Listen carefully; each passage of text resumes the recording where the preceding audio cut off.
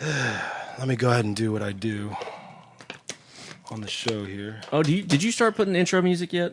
Not yet. Oh, we got to do some intro. We got to get a band to do some intro music. That would be cool, man. Get a band to actually do something live. Live recording and then pop it in there. That'd be sweet. You're listening to the Righteous Anger podcast. This is podcast number 34 with your boy, Nate Tyler. I am.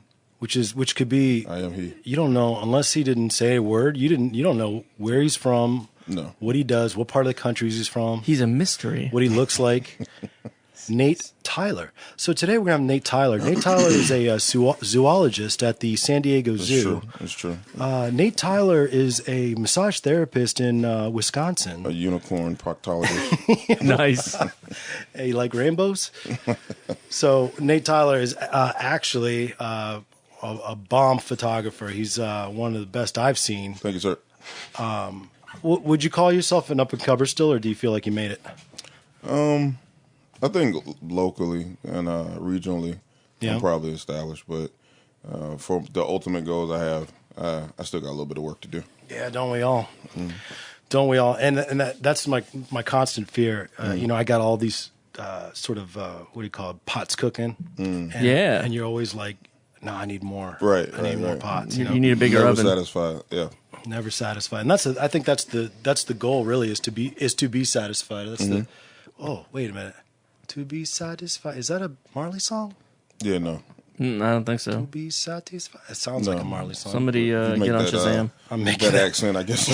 Anything sounds like a Marley song. Yeah, slap on a nice a bomba clot. Right. Bomba. Can you do that? No. No? I can't do that. I'm trying very hard to do a good Jamaicans. I actually had my honeymoon in Jamaica. I'm sure it was a dope.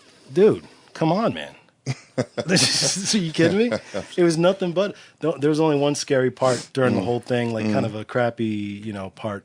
When I was when we flew in, we had to get on a bus for like 3 more hours to get to where we were going, and I forget, a porter or something. The guy grabs your bags. Right. Yeah. There's different guys. There's like red hats and You're thinking to satisfy my soul. satisfy myself. Satisfy Thank you. my soul. Good job. Yeah. That's why. That is an excellent wingman you have there. I know he got. See, That's what he does, yo. You do your job, baby. Yeah. that's right. I have to actually pay him extra now. Nah. Oh yeah. But yeah, when I was I got my bags with me, got my wife's bags. We're going through the airport. We're trying to get to the bus. All these red hats come, and the red hats are the official guys, and they're like, oh, no, it's okay, it's okay, Right. it's fine, we got it. And then this guy who wasn't dressed like a red hat, he was dressed like a bus driver, comes up and he's like, literally, we're right next to the bus, the under part where you throw the luggage in. The guy goes, here, let me take your bags, and we're like, oh, okay, because we're thinking it's the bus driver. He just runs. No. He puts the bags in the bus. He goes, tip man. Yeah, and I was like, all I got is a 50, and he's like, give it to me, and I'm like, okay. Yeah. I gave him the 50, and the guy, yeah, he wasn't even. I'd have given him a low You 5. gave him the 50? Yeah, man, I was. Give him a low 5. MMA shirts and shit. You 20 $50. I was 23 years old and I was a real pussy, man. I'm sorry. I appreciate your honesty. Just give him a 5 and say, "Don't play with matches." There's your tip. Stupid. Right. Yeah, you guys tough talk when you're not there, but Oh, was he scary? I mean, it wasn't my country, and the dude was Fuck that. Dude had the That's fuck that. 5 spot. Nothing. I don't have it. I've been there before. Hey man, I'll hit you on the way back. Thanks. Right. Okay, I'm a big puss. All right, I got it. You're right. So that's the only bad Jamaica story I got. Everything else was just was bomb. perfect. You go to the beach? Perfect. Yes. You go to the beach? Yes. It was amazing. Nice. Let me tell you something, man. Don't get your hair braided there. Okay. Why not? Because if you get it You braided, gotta have a $50 tip. if you do. $50, man. $50. Tip man. Tip man. Tip man. Don't do anything. Like if any, I even heard weed man. Weed. Yeah. I mean- No, I don't want your weed. I don't want anything from you I'm good. because you're gonna tip me out of. Right. This is gonna be more It's gonna expensive cost than more. U.S. The tip is gonna be more than right. So, all right, let me go ahead and get to the little sponsor part. Okay. First of all, I'm happy to announce that we have become affiliates of Onnit, Onnit.com. Before I even became, or before the show even became affiliated with On It, I was actually taking the stuff. Eric, is that true? Yes, it is. What was my number one thing I liked? You liked the fact that it cleared your head up so you could code better. No. Which one? The Alpha Brain. Alpha Brain, son. Brought to you by Onnit. If there's anything that was, I think, life-changing for me, just because I'm a very unfocused ADHD guy, Alpha Brain was it for me. Memory and focus. You take 2 tablets in the morning with a light breakfast, and you're basically able to code if you can't code before that, which I couldn't. And now I can code, so it's amazing. I need a bottle of that. Let me tell you. Oh, you know what? Actually, You got something for me? Hey, yeah. My man. Perk to the show. I Welcome. got to do more podcasts. yeah, man. take that, man. That's what's up. Yeah, the directions on the thing. Shroom Tech Sport. This is a workout stamina, energy. It's kind of creepy. It's cordyceps mushrooms, which basically are those like Shrooms. Yeah, I it's like shrooms. Shroom Tech. That's exactly what it's called. Shroom Tech Sport. You take this stuff before your workout, and your oxygen, the blood. What is it? The oxygen in your blood like triples or something. Some scientific crap. You guys got to go. Listen.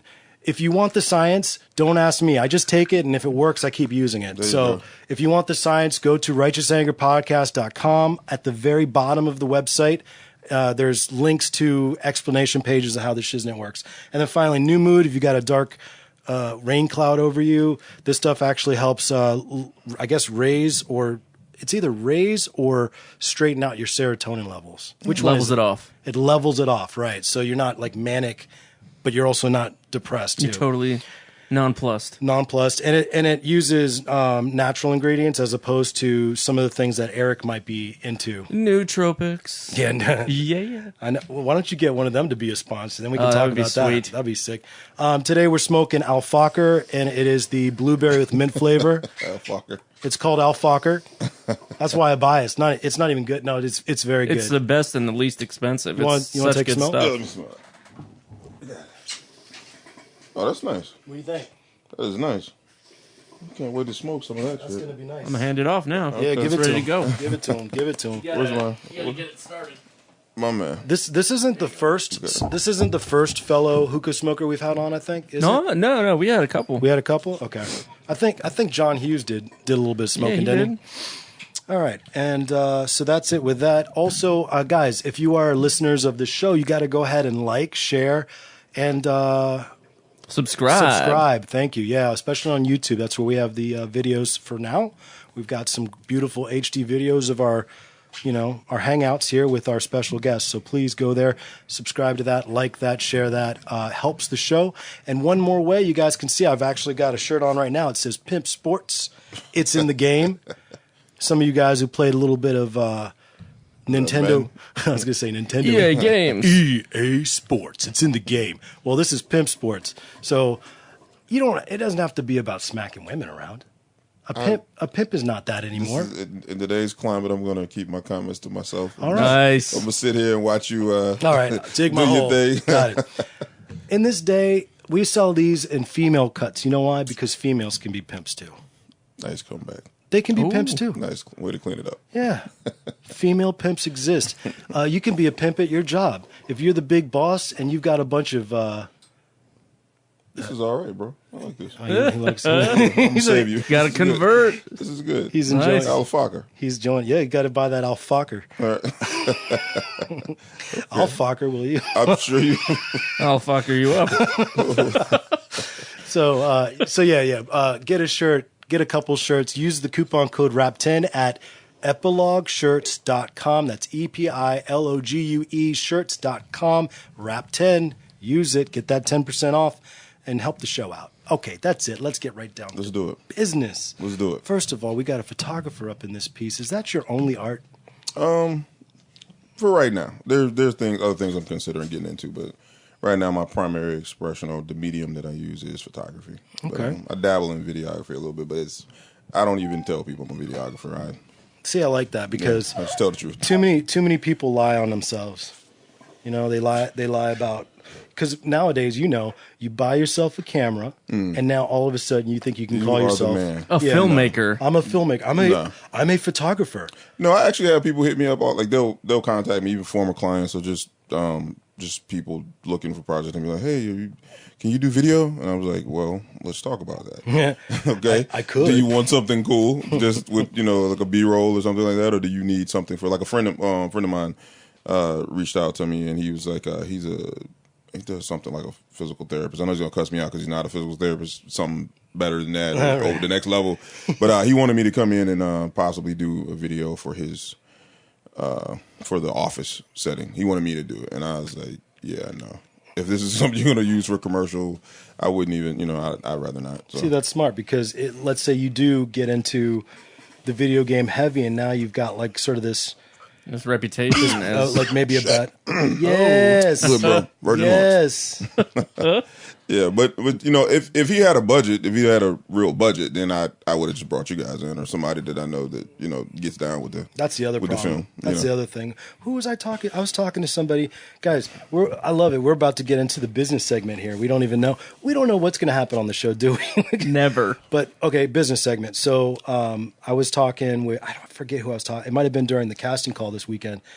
I was talking to somebody, and they were like saying, God, it was a lot like the Jesus thing where the disciples came and said, hey, there's a guy calling himself Jesus running around doing miracles in your name. Shouldn't we stop him? It's not you. And Jesus goes, well, is he doing evil in my name? And they go, no, he's doing good. Well, let him then, whatever. Right, as long as he's doing good in my name, that's all that matters. And the situation was like all the videographers out there, all the filmmakers and all that, the ones that do evil, right? You should jump on them immediately. It's good for your business to jump on them immediately. I was telling Scott and Sean, they're Muay Thai masters. They've been in the fight game forever, and they've been very respectful up until now. Where if you're a garbage school and you're teaching bad stuff, they're going to out you now. Right. And I'm like, I think you should just be doing that at all times anyway, if it's bad stuff, because you don't want anybody sort of sullying your art, sullying your craft. Same thing with you, man. Have you been in some good kind of battles with other garbage photographers? Well, my personality has always pretty much been, if it doesn't directly affect me, and it's interesting we're having this conversation, right? So, is it? Yeah. So there's this occasionally I see what I consider to be higher level photographers on social media, and I'll see them the ones that are kind of like I consider like me. We're pretty good at what we're doing. We're making some money. Maybe we haven't done a lot of national gigs or big projects like that, but we're able to provide some form of steady income for our families. And some of these people they get fired up by exactly what you're talking about. So one recent discussion that I've seen, now this is the most recent one I've seen, but I've seen them a bunch over the last several years, is this photographer made a post on her Facebook page, and she pretty much was bothered or irritated, I guess, by the fact that some photographers out here are offering $30 packages, right? So she's like, $30 packages, how am I supposed to do what I need to do? Undercutting her. Well, they're not really undercutting her because she's phenomenal. Like the lady that I'm referring to, she's a phenomenal photographer, and not only that, she's not even in country. She's overseas somewhere, but she's American, but she just overseas wherever for whatever reason she's over there. She's just overseas, and I typically see these. I don't give a shit. Like, to be honest with you, I just don't care. I don't care how much you charge for your photo shoots, because the reality of it is, for me, is people who pay for $30 photo shoots cannot afford me. That was my point, Nate. Because that's not my customer base. Our conversation with the guy that I was talking to went that direction. That's exactly what I said. Because he goes, well, what about this? What about them? Taking you? What about the customers that you're going to lose? I'm like, to be honest with you, I don't want them. Right. It's a headache. I don't need that. I don't need that type of work. Anybody who's been in especially the creative space, any multimedia creative space, with clients are the worst. Like, I mean, as far as like having bad clients, it's so freaking common when you get started. And and I know you're like on a whole new level now. You're doing good things, man. Things are working out for me. And that's great. I mean, I don't know if I was there. I wasn't there for the beginning of what you were doing, but seeing you now, seeing your portfolio, how that's grown. I appreciate it. And the fact that you're not like, it's not just like he gets the. Thanks for telling me I don't suck. I appreciate it. Well, that's that. I try to help my people out. Thanks, bro. Make sure they know they're good. But there's like you said, there's a lot of proofs in the pudding. There's a lot of garbage out there. How do you? Okay, this is kind of tough because you're in that game. But what are some? I could tell you in the video side. What are some so I want him to tell me on the photo side. What are some telltale signs that you're dealing with garbage that doesn't know what they're talking about versus a true artist and a professional? Well, see, the thing about it is that I try not to refer to other artists as garbage, and the reason I try not to do that is there's something for everybody. So there's guys out there that create a certain level of art that feeds someone's needs. When I started shooting 5 or 6 years ago, I wasn't as good as I am now. But I had clients. I had people that wanted to book me for things. And they paid me for anywhere from a little bit to a lot as, the years grew for me. So sometimes the work that I did, if I take some of the work I did 10 years ago, not 10 years ago. If I take some of the work I did 5 years ago and sit it next to the work I have now, it's not even close. But 5 years ago, I had people driving down from New Jersey to book me for stuff. And I had people that wanted to fly me out to Miami to do stuff. So yeah, you did take a couple trips out there, didn't you? I did take a couple trips, yeah, and that was dangerous. So that right. So that's why I say, I don't really like calling people garbage, but I will say that. Come on, man, there's hacks in your business, bro. There are guys out there. There's people out there that are not. They wouldn't even call themselves. They fucking suck. They suck. Well, nice. Well, listen. Hear me out though. I'm not saying the ones that are trying. I'm saying the ones that bought a camera and said, "Man, this is going to be my ticket, man. Man, this is easy. I'm going to be rich." Yeah, the guys that are like, "This is easy." They went to Best Buy and they grabbed the camera. And now they're photographers. Right. They got the Canon T5. What is it? The T5 or T5i or something like that. Yeah. They get one of those. Spend about $650. Get a kit lens. A little kit. Yeah. All right. No, mind you. Okay, everybody's got to start somewhere. Some people will start off, even cheaper than that. Fine. Good. You can create art with anything. There was actually, I forget Philip Bloom. Check out his stuff. He's a videographer who came up fast. I mean, this guy was amazing. He started doing he did a show that he was featured in. It's a show where they go, "Hey, you're looking at I'm his." totally checking his stuff out, dude. What? I have to. Yeah, but you're making it not safe for work over here. Am I? Yeah, you can't. He's on Instagram. So I'm on the safe stuff. Oh, okay. Yeah, I was going to tell you about my other page, but you can just stay on that page. Yeah. Let's keep it. I got this one up, but I left it. We'll let audience. We will let you know if you're at work watching this. When you probably shouldn't be, but whatever. Anyway, where was I, man?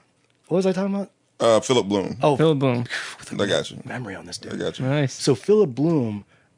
He was on the show where they bring in videographers with, all these accolades, and they say use this camera. Right. And they gave Philip. I think it was Philip Bloom's. Yeah, his episode. They gave him the Barbie. Mattel made a Barbie camera. It was in the shape of a Barbie. It had this crappy little video camera, one of these pinhole cameras in it, and they said, "We need you to shoot something special with this." So it's like handing you like I don't know what would be a kid equivalent of a camera, maybe like one of these. I don't know. Oh my gosh! Like a keychain, little Kodak for the kids. I'll make that shit work though. Exactly, I'll make that shit because work. you're an artist, man. You can use whatever at your disposal to do that. But then there's the guys that they'll buy. Hell, maybe they got money, and they buy thousands of dollars. The thing that's really, and I guess maybe it's me trying to be political. Not really political. It's just that I think I spent when I first came in the game, right, and I have a certain perspective that I shot, right. So there's certain ways that I envision images. And when I first came in the game, I was taking these pictures and I was doing these shoots and I was creating these images. And when I would take them to social media back when they had like these Facebook groups and everything, guys who were, I guess, better than me would critique my work and they would say things like, oh, they could see my vision, but they would say, oh, your technical expertise isn't there. Oh yeah, you shot the girl like this, and all that's really dope, and everybody's kissing your ass, but the shot isn't lined up right, or you cut off her toenail, or just something like that. Not her toenail. Details. You cut something off, the rule of thirds isn't there and stupid shit like that, right? Yeah, but when I see a photo with bad toenail shots in it, I get pissed, man. What happened to the toenail? Where'd it go? I'm a foot man, sir. I got lots of shots like that too. So I got what you need, baby. I got what you need. He's got every kind of... But my point is that these guys probably sat around somewhere and they were saying that I was a hack and I sucked, and I don't really give two fucks what they thought. But I will say this though, the bad critiques that I got from people, some of the people that kind of gave me shit in the beginning, they inspired a lot of my work that you see today. You learn from them. You know what I mean? Well, I learned from them because I'm a competitive person and I had a point to prove. He wants to prove him wrong. Right. So my following photo shoot, I would try to implement the things that they said that I missed before. And just over time, I created a certain look that I think is very specific to me. These are great, man. Your Thanks, composition's amazing. I appreciate that, brother. Yeah. And, and you do everything, right? As far as you control lighting, you're controlling the backdrop, you're controlling how they pose, you're doing everything? Well, I control the environment. And what happened over time is I used to be like that. I used to be like... which I still am in control, but what I would do is I would be, I would, this has to be this way and this has to be this way. What I learned over time is I'm an artist. I'm really good at what I do. I surround myself with other artists and then I give them instruction on what my expectation is. Okay. So I talk with a makeup artist and I say, hey, this is my vision. This is what I want to do. This is the type of model that I'm looking for. And then I find the model and I talk to the model and I say, this is the vision. This is what we're going to do. When I go look for the model, I'm looking for a model that can already give off what I need. So, I used to take models and I would teach them because back in the day I didn't have money to pay models. So I would just get models or people who look like models and I would just direct them to get what I needed. So at this point, what I do now is I work with models who already have the ability to do what I need them to do and I let them flow. There you go. And I may say, hey, turn your chin a little bit this way or bring your chin down some or give me this look, this eye vision. But for the most part, I bring in people that can do what I need them to do. Right. And then we just combine all of our art together and we create something memorable. Yeah, and that takes a lot of pressure off of you too. Yeah. But I'm still in control. Every now and then I get a model that'll be over there talking to my makeup artist and they'll be trying to say like, no, can you not do it? And the makeup artists that work with me on a regular, they just kind of like look over at me.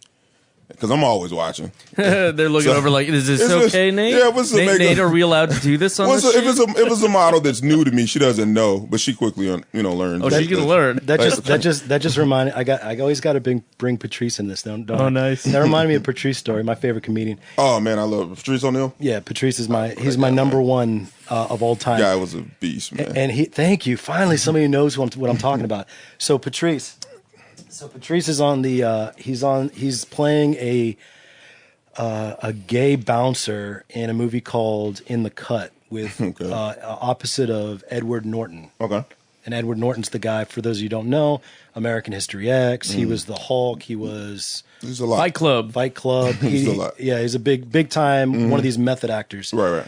Which is kind of intimidating when you're acting across a person like that. And it was a Spike Lee joint, right? So apparently. He was supposed to give his line, right? Like Edward Norton's character was going to jail, and he was telling Patrice, because he was friends with Patrice, the doorman, about it. And the way that Patrice was playing it was, oh man, that's effed up, Oh man, that sucks, and kind of how you'd expect a guy who's been in the joint to it's not that big of a deal. Like been there, done that. Oh, that sucks for you. And Edward Norton, being the serious actor, was like, hey, listen, you tried it that way a couple of times. You think this time you could kind of be a little bit more serious and like somber? And so Patrice is like, well, this guy's like the actor. Right. So he did it that time. He goes, he's just, oh man, I'm sorry, that sucks. And he plays it that way. And then Spike Lee's like, cut. Patrice, what are you doing? and he got in trouble. right. Listen to the director. Listen to the director. Don't listen to these dumb actors. You don't do that shit. Like, even when I'm on my set, occasionally, I keep my sets pretty much closed, but occasionally there may be some models that, they bring, I always tell them, hey, feel free to bring another female person. Your boyfriend? No, you don't bring boyfriends. Boyfriends don't come on my set. They don't come on my set. Unless it's a photo shoot that I'm being paid for, boyfriends don't come on my set. And even then, I advise them, like, you may not want to bring your boyfriend. That's going to mess it up. But they'll be trying to tell the model, hey, we'll do this. A girl, stick your leg out like this. Yeah. And I'll just stop. Like, I'll just stop and stand there and be like, hey, you done? You done. Because it's really stupid for people to try to direct models to do certain things because you're standing over here. I'm over here on the floor. You don't have the same perspective that I have. So you're telling her to do this or do that. You don't know how that translates into my camera. So I'm a nice guy, but I'm pretty blunt. So yeah, I wouldn't have gave nobody $50 fucking dollars. And you're I'm just saying. All right, he bring it back. I'm just sorry. He just shot me again, man. I wouldn't give him $50. Hey, but you know what? Andy's 6'5", 200 and something pounds. So I don't think anybody's going to be, I think most boyfriends are going to be like, yes, sir. Right. This is your set. I'm leaving. Yes, sir. You know what? I totally understand. Tara, I'll see you later. I'm going home. Right. Okay, baby? I'll be in the car. Have a good time. Call me when you're done. Be nice to Nate. No, you can have her, sir. You can have her. She's all yours. Oh. That's crazy, man. Y'all crazy. Yeah, so when it comes to models, right? Give me what it was like in the beginning when you were trying to find models, because I understand it from the video side. We have casting calls. Okay, on the photo side, what does it look like finding models? What did it look like in the beginning first, and then tell me what it is now that you're more established. So in the beginning, it was okay. That I started really shooting around seriously around 2012. So social media I think Instagram was coming out or had been out for a little while, and it was kind of popping a little bit, but it wasn't where it's at now. So, but you kind of had the social media models who are just kind of always in your inbox and your DMs. So it wasn't really that hard to find a model per se. You used a term there. You said social media model. Is that like kind of not as good as like a... No, I try to keep the category or the classifications of models a little bit separated. So so aren't they all on social media, all the models? They all are on social media, and you even but agency models are on social media, but they're also agency models. So they're agency repped. They're agency repped. So they just happen to be on social media. So you got to talk to the guy. Not necessarily, or the gal. Not necessarily. So say you have Rihanna just signed this one model. I forgot her name. She's a beautiful girl. She got a gap in her teeth on. It's just dope as fuck. You got a thing for the gap, man. I do. I really do. I have a gap, and I grew up with a gap, and growing up, I kind of got teased about my gap a little bit. And my sister was so sweet to me when I was young. She told me, she said, Bobby Brown has a gap, and Eddie Murphy has a gap, so your gap is cool. Don't worry about it. Oh, and ever since then, man, I'll be like, yo, my gap dope as shit. Part of my language. My gap is dope. So there you go. Yeah, and I think I fell in love with imperfections in people a long time ago growing up. So I like perfect imperfections. And but so she has this model. I forgot her name, but if you go on her, she's dope. She's all over Instagram. She has a heavy presence on Instagram. But it's so going to her Instagram page, I can see that she is an agency model, but she also kicks it on Instagram. So I do understand that if I do want to work with her or do want to try to approach her about work, it may be something where I'm going to reach out to her first, but she may refer me to the agency. She may say, in certain situations, in some situations, the models may work for agencies, but they may not be locked into a situation to where they can't work with people of their own choosing. You just never really know. But so the fact that they're on social media, I wouldn't really classify them as a social media model. I would just say they're an agency model that's on social media. Does that make sense? I think so, yeah. Okay. And as far as the difference between an agency model and one that's not signed to an agency is their ability to kind of bring it. It's not necessarily the case either, man. It's a crazy whirlwind right now, man. There's people who got talent. They got talent. There are girls. A lot of times, let me rephrase that. A lot of times it's based upon what I need them for. You understand me? Like if there's a girl right now, she's on social media. Let's say she's an IG model, right? She She hasn't done any major photo shoots. She hasn't done anything. She hasn't been paid by any agencies or anything like that. She's just a really beautiful, dope chick, right? I can tell by her looking at her images, she has the energy that I'm looking for. Never did a shoot before. So let's say I'm doing a shoot where I'm doing a lifestyle shoot. And in a lifestyle shoot, I don't need her to elongate and to be this, I don't need her to sell a product. She is the product. So I may be able to use her for a project. I may be able to bring her in for something that I'm doing for my portfolio. Or sometimes a client may even tell me, hey, I just want a natural, regular, around-the-way chick. So now I'm like, oh, man, I know this girl I came across on social media 3 weeks ago. She fits the physical stuff that you're talking about. What do you think about her? And they're like, oh, she's beautiful. I'm like, cool. I'm a good director, so I know that I can take this raw talent and I can create a product that speaks to what the customer needs or what I may be doing, because I have a book that I just recently put out. And, the girl, I didn't need agency models. I needed someone that had a certain look and could just follow my instructions. Like a coffee table book? It is a coffee table book. Nice. That is dope, man. Yeah, I just recently put out a book called Wrapped. Wrapped. Nice. Hey, that's the name of the show right here. Hey, that works. Hey, maybe we need to get some coffee table books in here for you. I'll try and get you guys a copy or something. Heck yeah. But so it just depends. it really just depends on what you need them for. If you are trying to sell clothes for, I almost said for H&M. If you're trying to sell clothes for like a commercial product, then you're going to want a model. So that case, if I was doing a project where somebody's a clothing designer is trying to sell, get their lookbook together, then yeah, I have a couple of agencies I can reach out to here in DC or Miami or New York and say, hey, what's the day rate for 4 models? These are the type that I'm looking for, and then they'll send me a call sheet with different models that meet the physical specifications that I asked for. I noticed a lot of your work features models that are healthy models. Have you ever had to tell some of your have you ever gotten any anorexic ones that you're like, here's a cheeseburger before we Nice. Nah, because again, it goes back. I shoot. What's that? What's the double bing do? What's that do? That's the inappropriate bell. Sometimes I might say something that's... You said anorexic? Is that what it is? Somebody, it's the PC bell. Somebody might be... I got you. What do you call it? Offended. And I got you. If I do the bell, you can't be offended anymore. All right, got you. Yeah, because again, I shoot people that meet... no one just shows up in my studio and I take pictures. It doesn't work that way. If you're in my studio, you're in my studio for a reason. What? So I'm looking for something that's specific to what I'm doing. Do you got groupies? Do I have groupies? Yeah, they're like, Nate, please. Or wait a minute. Answered a question with a question. I think the answer is he does. Is that, Nate, wait, hold on. you blew. Oh, God. Sorry. Nate, it's me again, it's Sheila. I have some people that really appreciate my work. I won't put it like that. Nate, you haven't called me in about I'm not 4 gonna months. Call. I'm not gonna call.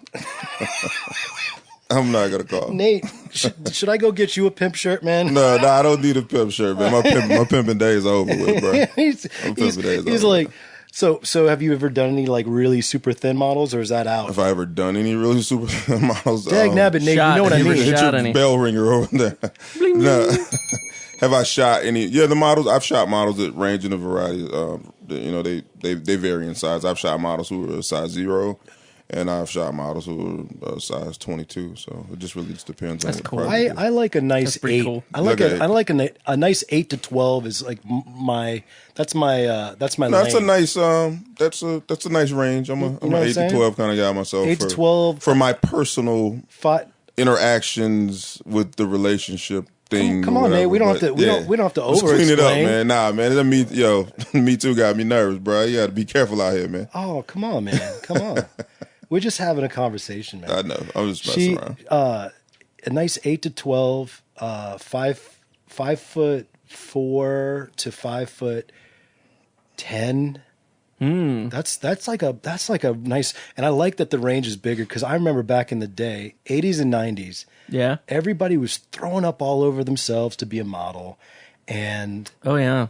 it was Different big world deal. now. It's a little different now. It's a better world, man. Right. I It's think. a little bit different. I mean, but again, the look that you're describing now is more of a European look. It's but even then they're kind of making some changes over there too. The models aren't necessarily rail thin anymore, but there are some models out there that just don't really hold weight. It's not even that they're puking all over the place or trying to harm themselves or do anything like that. They're just some Just of them, thin. some of the really dope models out here are just thin, and they really go back and forth between a size 0 and a size 4. Do you see a lot of surgery among models? It really depends on what genre we're talking All about. right, so what genre do you see a lot of? Like, I need $50,000 to make Oh my myself gosh. to make myself pretty. On a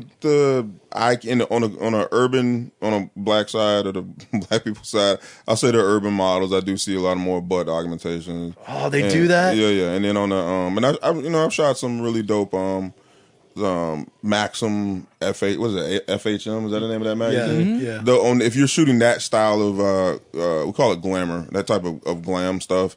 The white chicks, they kind of boobs, and then even some of them are getting butts nowadays. So it's really different. Have they finally perfected butts? They're doing a good job at them, making them. I don't want it to look like she has a diaper on and she just made poopy. There's Oh, but you know what? gosh. Oh, my gosh. It's a market for everybody, man. There's some people that like that. I'm not a big fan of it. I don't shoot it, but Kim Kardashian looked like she got the surgery when they were just trying to figure it out. I mean, she's had it for a while though. She's had it for a while. No, that's what I'm saying. It looked like she got the first or second butt generation. implant. It's not very. Yeah, it's not first gen. It's not the. You don't want to buy first gen. You always want to wait You until gotta wait a like little 3, bit. 4. So they get it right. Yeah, like I saw some unretouched photos of her, I've seen. and it was like, yikes, Kanye, what did you do? Is Kanye looking at that like, damn, why'd she do No, that? and I think she did she took some of it out or something early, the middle of last year or something. I know she went and had that surgery. I think they said she got a reduction or something. That's Well, smart. good for her. That's smart. Yeah. Tell me about your Miami trips. Miami's fun, man. Miami's is a good time. I've been down there, I think, about 3 times and To shoot, right? to shoot. And what were those gigs all about? 2 of them were just one of them was portfolio building, and 2 of them were just shooting like some clothing lines for a client. Yeah, it was fun. The first time I went down, I actually got some models from a really big agency down there. They came over. I think 1 or 2 of them didn't even speak English, so that was fun. Spanish? No, they were. She was Ukrainian. I knew it. Why? Okay, That's awesome. First of all, what happened? Because both in hotness and in fighting, the Eastern Bloc people are like dominating. Right. They started getting food, dude. Is that what it He's was? stupid. They started getting Y'all are nourishment. crazy. Yeah, man. Oh my, you're right. Because I was in Healthy diet. I went to St. Petersburg, Russia, which is like Oh, really? Yeah, Nice. it's not like it's not like impoverished, but it still was Russia. You know what I mean? And it was funny because one thing I noticed is that the people there, especially, and you can tell, especially with the women, they were extraordinarily beautiful. They've got these features, extraordinarily beautiful, until they hit about 30, and then they all look like babushkas after that. It's a little rough, a little hard. Y'all say some wild things, man.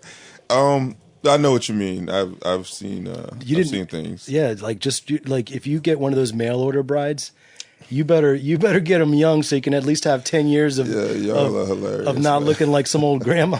The lines in the face and the weight thing and Yes. I mean, no You offense. could luck out and get a Melania if you're smart. Didn't he I'm not a big fan of Melania, man. didn't he just get caught cheating on her or something 20 years ago? Melania? Yeah, Trump. I think it just came out that Trump was like 2006. cheating. Oh, with the porn star chick or Yeah. something like that? I mean, Can you believe it, that dude? not Trump. What does money not do in that game? I swear, you could be. Apparently not improve your golf game. I know. Is he not good? No. I thought he was supposed to Especially- be pretty good. He's played 95 days last year, so it's not fucking good. Yeah. With Tiger, I think he played with Tiger a couple times. So what is Tiger that was about? like, "This guy's garbage." This guy's the president? Yeah, wait a minute. His freaking handicap is I kicked the ridiculous. president's ass. That's what he said. Nice. Must be nice to be Tiger. Yeah, Obama doesn't play this badly. Wow, nice. Facts. Wow, get a little envy in there. Yeah. And he drops it out there just all subtle. You know, Obama hit that in the hole in one last year. Right. He's just Weird. just looking upset the whole time. Like he's like, do I really got to be out here right now? I gotta be here. This guy could kill me. This so when Nate went out to Miami the first time, Yeah. I think I knew you then, right? Yeah, you knew me. And he was like, I was like, man, we're not seeing him again. Right. I was like, as soon gonna as disappear as into soon the- as he gets that weather and that atmosphere. I had to work out some kinks, man. I came back. I had to tie up some loose ends first. So you're saying you might still move out that way? Oh no, it's believe it or not, man.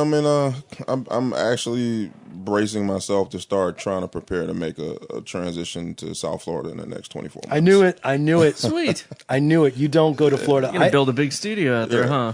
I'm gonna do something, man. A studio or a gym, man. So we're Okay. gonna see. Maybe both. Oh yeah, Swollen Bearded. Swollen Bearded. Swollen Bearded. Check it out on Instagram and Yep. Facebook and all the other good things. That's Yep. something Nate put together. Tell me about Swollen Bearded.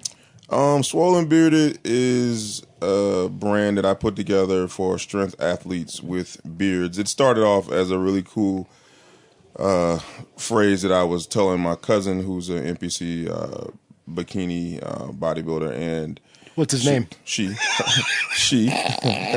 her name is Takara Brooks, but she and I would be just kind of training him, man. And I'm a shit talker when I'm on the pre and I'm in there getting my hoist on. And I was just telling her, I was like, yo, I'm gonna swole this beard of this motherfucker. You ever go? No. And it was cool. It just sounded cool? Sounded cool. I started hashtagging it. People started kind of hashtagging it too. And then I had a shirt made, and the shirt was pretty dope. And Can you believe it, man? people started buying it. Nate, don't you love living in this world? I do, man. Where I do. where I have a radio show now, and you just you just say something cool, and then it's like, oh, let me make a brand out of that. Right. Fuck it. Yeah, I mean, it's like, yeah. If it works, it works. And so yeah, started that up, and just to give other people who don't have beards, 'cause a lot of people kept saying, "Oh, I want a shirt, but I don't have a beard. I don't want a shirt, I don't have a beard." You gave out fake beards to everybody. No, Here, I here thought you go. about that. No, I came up with some other slogans, some other phrases. Hoist that shit is another one of my a shirt that falls under that Swollen Bearded website. Lock It Out is another one that falls underneath that, and I think there was like A power lifter. Powerlifter. Just call it pretty cool. Make it a shirt just strictly says Powerlifter. So Oh, by the way, when we launched the fight show, Yeah.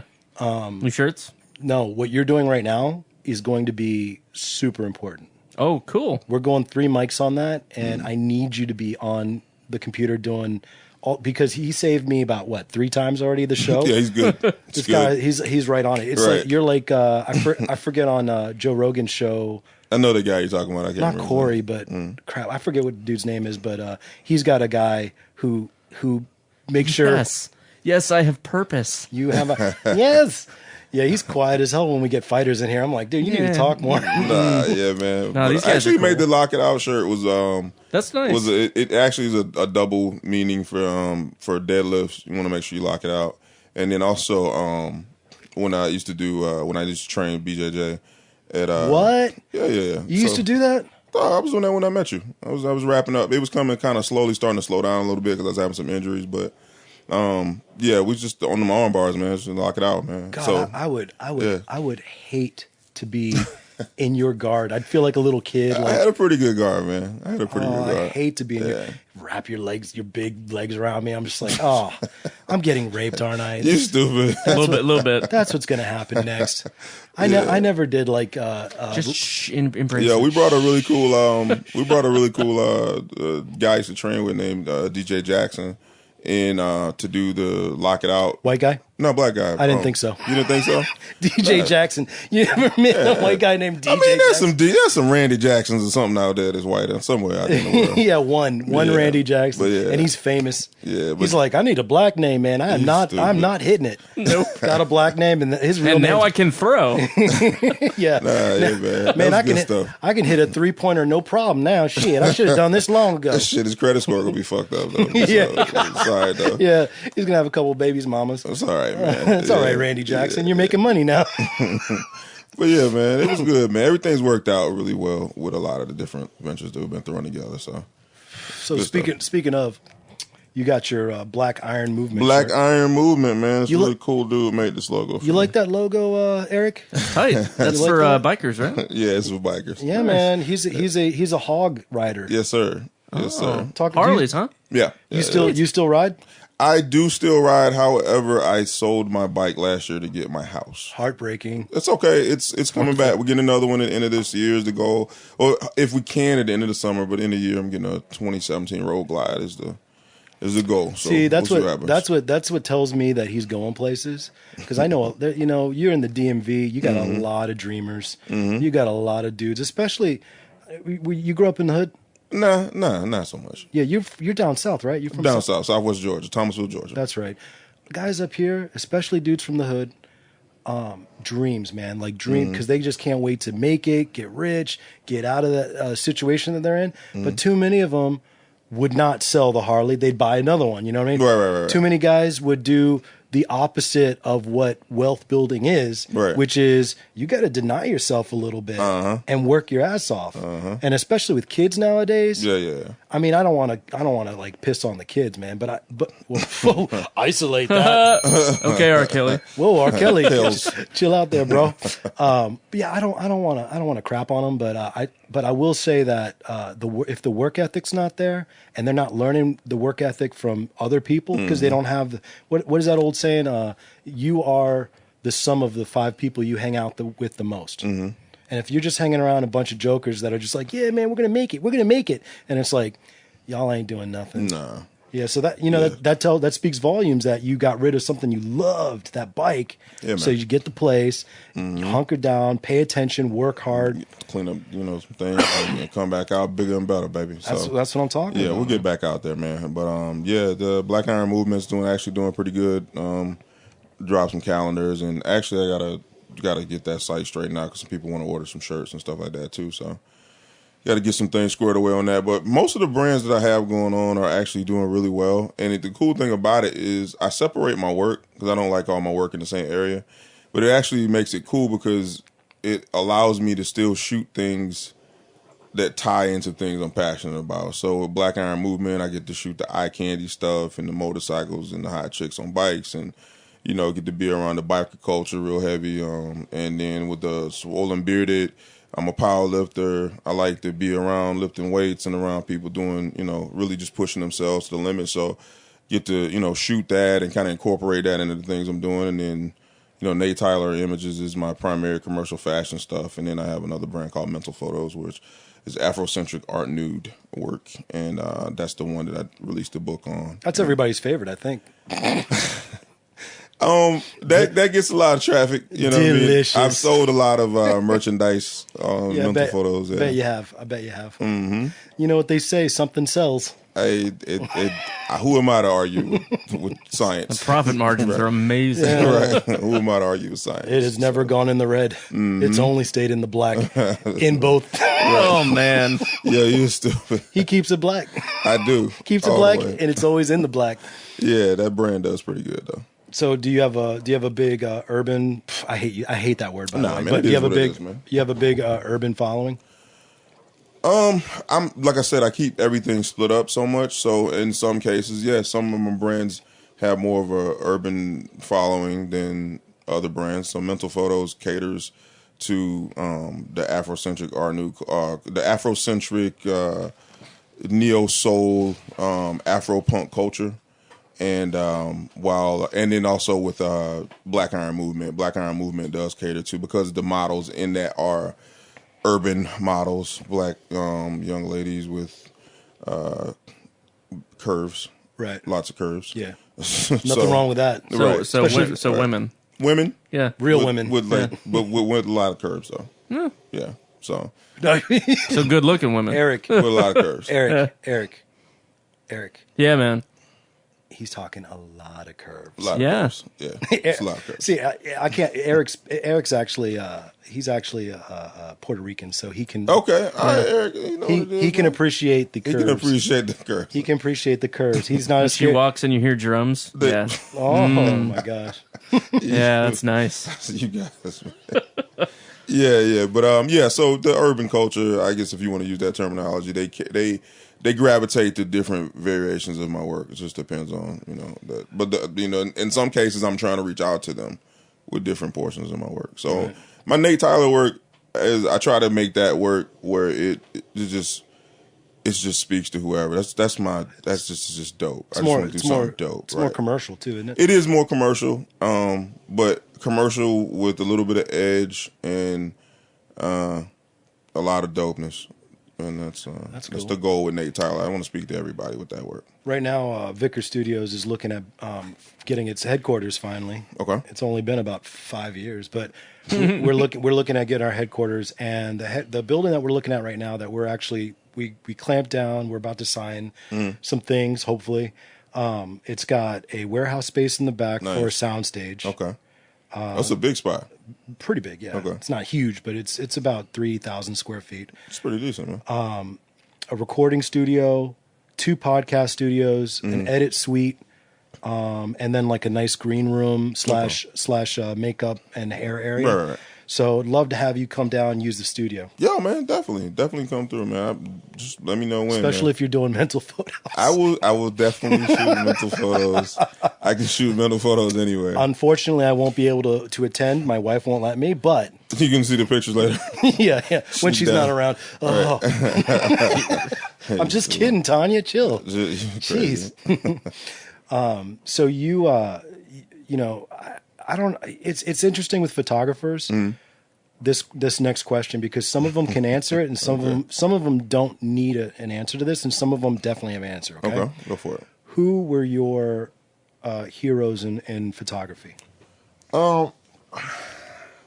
So I have 2. One's famous and one's someone you probably never heard of, but he's a big inspiration to me.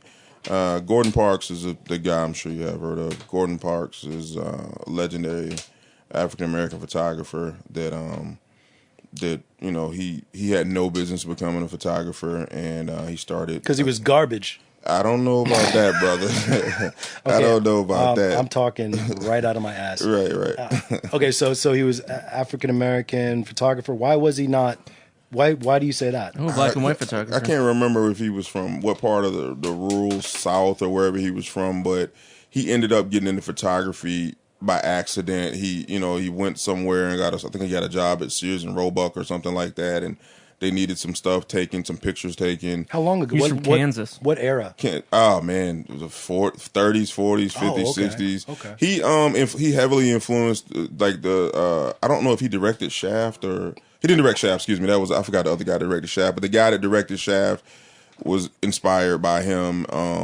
He's made a heavy mark on the culture, and he ended up shooting things that had to do with fashion, and by the 60s he went shooting things for civil rights movements. He's just a legend. His work is iconic, and I hope that throughout all of the mess, there's so many outlets nowadays with pictures and video, and you can speak to that as well. I hope that I'm able to leave some mark where my work leaves a mark on people in the big pile of shit that's all out here, that people can weave through that, and I'll have left some kind of mark, because it's different than what it was back in the, you were a photographer back in the, you familiar with that one? Yeah, I've seen this before. Yeah. That's a pretty powerful picture, man. Yeah. Can you explain it real quick? It's a woman in a really pretty dress and her daughter, and they're standing out in front of this place, and there's a neon sign above it with an arrow that says colored entrance. Okay. Yeah. So one of the civil rights photos. Yeah. But Excuse me. yeah. So who's the other guy that we don't know? A brother named Saadi Khalid. What is Brother it? Saadi. How do you spell that? Saadi. Wow, really a brother. Yeah. That's a brother name I've ever heard one. Yeah. Sadi. Was he one of the? I got my fist in the air.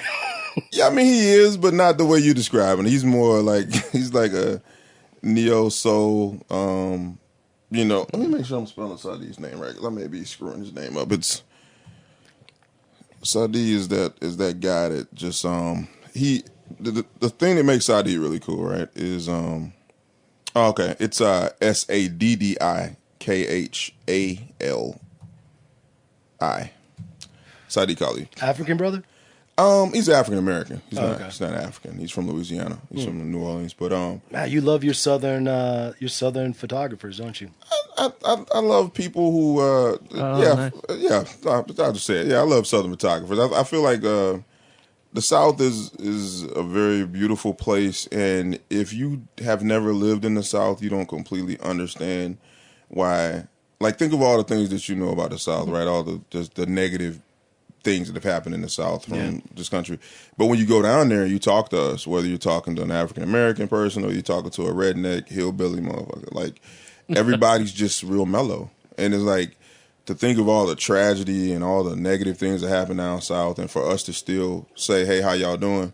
Right. It's just, it shows that we just have a certain level of composure that we try to maintain. And it's just a beautiful place. The education system's not the same as up north, but it's really bright people and, really accomplished people down there. So the South always has a special place in my heart. My mom's from the South, and your mom's cool. Yeah, she is. She's cool people, and one thing that because I grew up in Northern Virginia. Okay. And making my trip down to Southern Virginia, southeastern Virginia, so it's like right off of the Rappahannock River. Yeah. I know that area. She grew up in the same area as. Oh God, I shouldn't even mention this. Oh boy. Yeah. Go for it, actually, this isn't commit to it. This isn't a good reference, by the way. But Rihanna's ex. Oh, Chris Brown. Yeah. What is that? Tappahannock. Yeah. So she grew up in that area, but in the 40s and 50s. So, so it was a little different. Right. She remembers some what you were talking about, the racial stuff and all that. But you go down in the South, you driving, and people don't even know who you are, and they wave at you and they say what you know what I mean. It's like you said. Yeah, there's that evil past, but people are just kinder there. And they're more like, what's a good word for that? Hospitable. I was going to say not assholes, but yes, hospitable. They're very hospitable. Southern hospitality. But don't get caught up in the hospitality, though. A lot of people don't understand that. Like, I especially when I was in the military, I used to see guys from up north come down there, and they used to get their ass kicked all the time because don't take us being polite as weak. As being, it's not even just weak. It's like, we pace ourselves. I may not, react to something as fast as you, but I'm very alert in what's happening in my response and the way I talk and the way I move. And that, I think that patience is a part of being a Southerner. Just not in a big rush to make a move yet, because your moves have to be calculated, because, the outcome can always be something that may not work out to your best. God, you are a smart motherfucker. A little bit, man. I swear, dude. A little bit, man. You cannot, like, seriously, and just knowing you, but also knowing kind of how people probably perceive you, it's probably two different things. They probably look at you and judge you. It depends, man. I've had that a lot, man. I've had different situations. People see me and they're intimidated. You got the dreads and the beard, and you're like a big dude. Yeah, you're black. I am black. And I just imagine that people, they just right out the gate judge you, and therefore you've had to probably deal with that and figure that out. I found a way to deal with it over the years, and in some cases, if you talk to me long enough, I'll explain things really repetitively, because I'm trying to reassure you that everything is okay. So, if you're in a work environment area with me, I may tell you that I want you to do something, but I'm going to explain why I want you to do it, and I'm going to also say that your opinion's valid, and I really care what you have to say about it, but this is what I need you to do and why.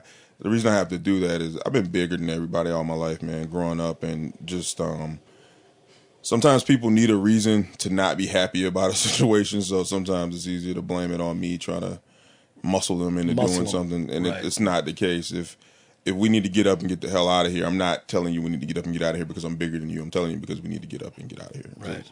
And for me, it's the opposite, because, I'm stocky, but I'm short. So, the short man complex or whatever, I've had to fight not being like, bossy or overbearing to get what I want. Right. To be smart, but also to be assertive. Right. Because I've tried to do the whole super kind, you know what I mean? And that doesn't work for me. People will easily walk, especially if they're bigger than me, taller than me, they automatically perceive something.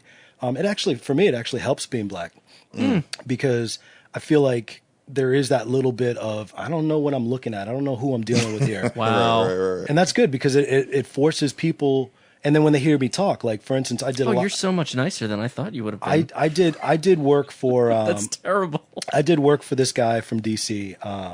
Shout out to City of Lions. He's an author, a DC based author who is doing a show based on his book. And for the longest time, he never met me. We only corresponded back and forth on email and on the phone. And I don't think I sound like a white dude. I don't think I do. A little bit. But he was like, hey man, let me hit you up on Facebook, man. What's your name? I go, Leo Napper. And he's like, yeah, okay, cool, man. But can you send me a picture or something? I'm sure there's a lot of white dudes with that name. I'm like, yeah, sure, I'll send you. I sent him a picture. He's like, oh man, I mean, there's probably a lot of black dudes with that name. I'm like, yeah, well, thank you very much. Yes. Backpedaled pretty quick. No, I get that, man. I have gotten it. It's really cool because today I actually stopped in a restaurant and I was having a bite and there was this lady, these two white ladies sitting next to me and they had like a 9. I think the baby was like 10 months old, little white baby, little white baby just sitting there staring at me, man. They're like. Just like wouldn't stop staring at me, and her mom turns around, and her mom's like, "Oh, she likes people with beards, and your beard. She's staring at your beard." And it was really cool because these were.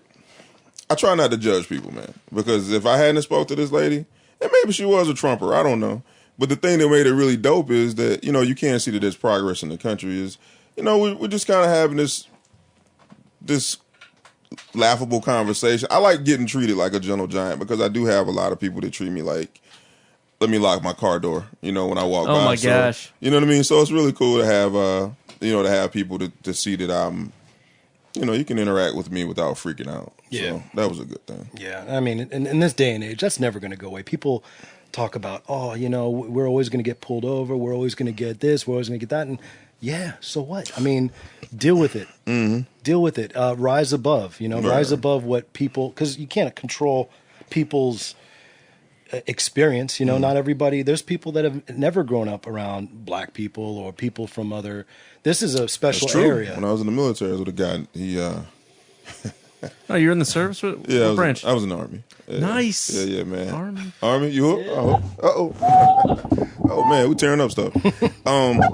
So yeah, but no, just when I was in the Army, it was crazy, man. This is 1998. 1998. So we're in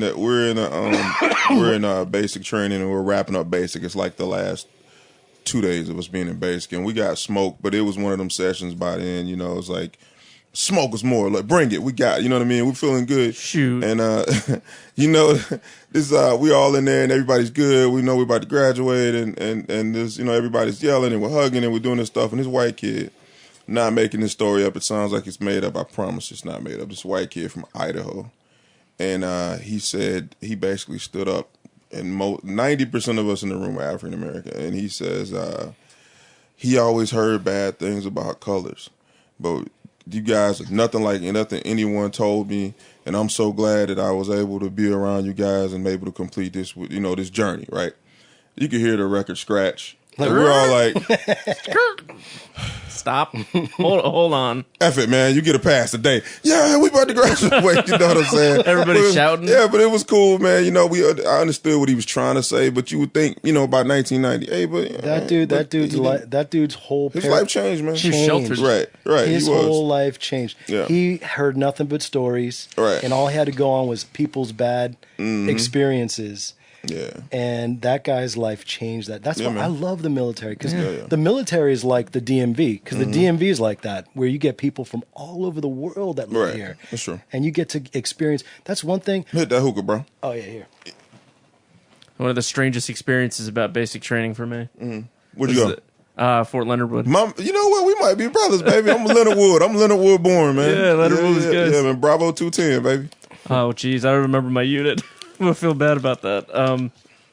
It was one of the transformative things about basic training is that everybody suffers at the same level. Yeah, that's true. Like Everyone's the same. everyone's a private. You're not even ranked. And you have to depend on the guys next to you. So At the end of it, you get to the point like basic training story. This drill instructor at the end was like, if I go over there and I punch this guy, who's a guy I was in basic with, named Ellis. He said, I'm going to go over there and punch Ellis. What are you guys going to do? And we said, drill sergeant, we're going to beat the crap out of you. Yes, sir. All of us. And he didn't do it, but that's what I think that they're trying to get you to at the test. end. That camaraderie, man. Yeah. That brotherhood, man. Where it doesn't matter who, if they're threatened, you're behind them 100%. So it's so good. I mean, and Oh, yeah, that's right. You Navy, huh? Yeah. How'd that work out for you guys this year? Go Army, beat Navy. it's about time y'all do something against Navy, man. I mean, we did it last year, too. Yeah, you guys are making a run. I am starting to feel Third time's a like turkey. I am starting to feel like a Redskins fan here, or heck, a Raiders fan. I am a Raiders fan. That's another kind of. I was thing. pulling for you guys this year. I know, man. I was pulling for you guys. We seem to be making moves and then not. Well, you guys just got Chucky, so Yeah, we'll that was see. good. Yeah. We'll see. So one thing, as far as like I was going to say, as far as the military goes, is that I almost said I can tell military guys, and I can tell military guys. Still got your bearing. Yeah. Yeah, but there's always those like outliers. Like I can't just say that military guys across the board, if they were in the military, they're good guys. Nah, you don't say that. It's still people. Yeah, there's a lot of dirtbags, man. Yeah, I love it when I meet military guys who learn to be like down to earth and the camaraderie and getting your stuff together and all that. But Yeah, man. and that's one thing I got from Nate. I knew he was in the military because he had all those things, and he wasn't one of the bad. There's always the bad ones. You're doing stuff. Okay, you're in photography, and that's that's interesting. But you're also a biker, not like one of those dumb. No, not the bikers. I hate the. Those are cyclists. Yeah, cyclists. Yeah, I don't like cyclists at all. I don't think anybody in this area. And bikers ride motorcycles. That's right. But he's a biker and he's in the gym, right? And talk about two places where you're going to get a lot of a-hole alpha types. What do you do when you run across? Do you run across a lot of alpha types? I'm an alpha male, man. I don't know any other alpha males. I'm the only alpha male. Yeah, but Nah, I'm you just know messing. what? But you know what I mean. No, what I I mean, killed all of Well, them. you got right. They ate their babies, so there'll be no one to come. There's after no them. one but the dead behind Nah, me. but no, you know what? When you carry yourself a certain type of way, I see other alpha males. I see the guys that you probably want to consider maybe a douchebag. Right. They don't come in my circle though. They don't get close enough to be. They don't come in my zone. Like I don't know if I'm saying that in a way that makes sense. And I'm not trying to act like I'm the biggest, baddest man that's walking around the earth. But the thing about it is I am extremely confident in who I am, and I came to the gym for a purpose. And when I ride my bike, I go to ride my bike for a purpose.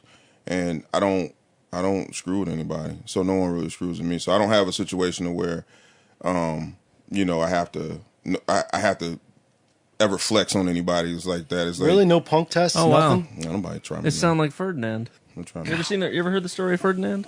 God, they love trying me. Ferdinand, the bull. No, It's this bull who, he's the biggest, baddest bull out there, but all he wants to do is sit in the hill and smell flowers and just chill out. And one day, well, it's a story. I don't want to bore you guys with it. Oh well, you. It's a good I'm story. gonna look it up. I'm gonna yeah, look it up. Ferdinand. No, It's I'm like- gonna check that They out. just made a movie about it. Blue Sky Studios just put out a movie about it. Oh yeah, Blue Skies. Yeah, they put out a movie called Ferdinand. Yeah. About this mother loving bull. Mussolini and Hitler banned the book. Really? The book that it was based on, but FDR was like, No, I'm this gonna needs check- to be in I'm every check that out, school. bro. Yeah, Ferdinand. Why did they do that? Because it's a story of pacifism, but strength through pacifism. Oh. Like being the strongest bull, but not needing to demonstrate your strength.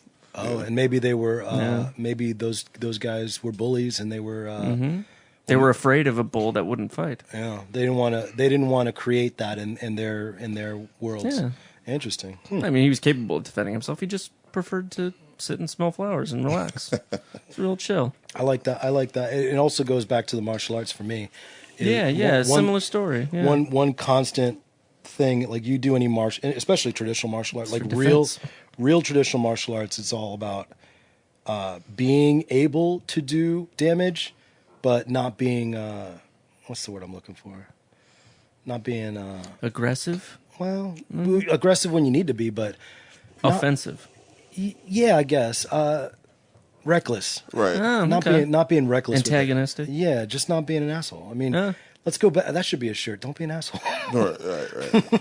Nah, man. Yeah, you just have to. I've never had that problem. I can't I've believe seen it. that no one's ever even like. There's got to be some other guy that's as big as you who is like, I need to try this dude. You know? I don't have that issue, man. I never had that. Growing up, I had some situations, but that's part of growing up and making your mark in the world. But yeah, I never had that problem, and I just move a certain kind of way, and I don't think that it's if any other alpha male that's around doesn't feel like he needs to test his alphaness because with exception of when I used to bounce to some clubs in DC, and some of the guys would be a little drunk and they try to handle a little bit. It didn't work out well for them, but just sober people, like nobody bothers me, man. We see each other. If I do see another guy who may have the physical presence that I have, we kind of see him like, hey, what's up, man? I always initiate contact with people verbal through hey, what's up, man? How you doing? Like if I'm in the grocery store, or if I'm walking around, or if I'm in the gym. Even when I come in the gym, if you're over here and I'm coming in the gym, and I'm coming in and I see you and I'll be like, hey, what's up, baby? And I just keep it moving. Like so there's no I see you, I know you see me, and you deflate the tension. That's we don't even give it a chance to become anything. That's going back to that sort of Southern sensibility. So did you get completely when you came up into this area where people try real hard to not say anything and try not to like make eye contact and all? Did that weird you out at all? No, not really, because even again, I got lucky moving up here, and I moved up here in 2003.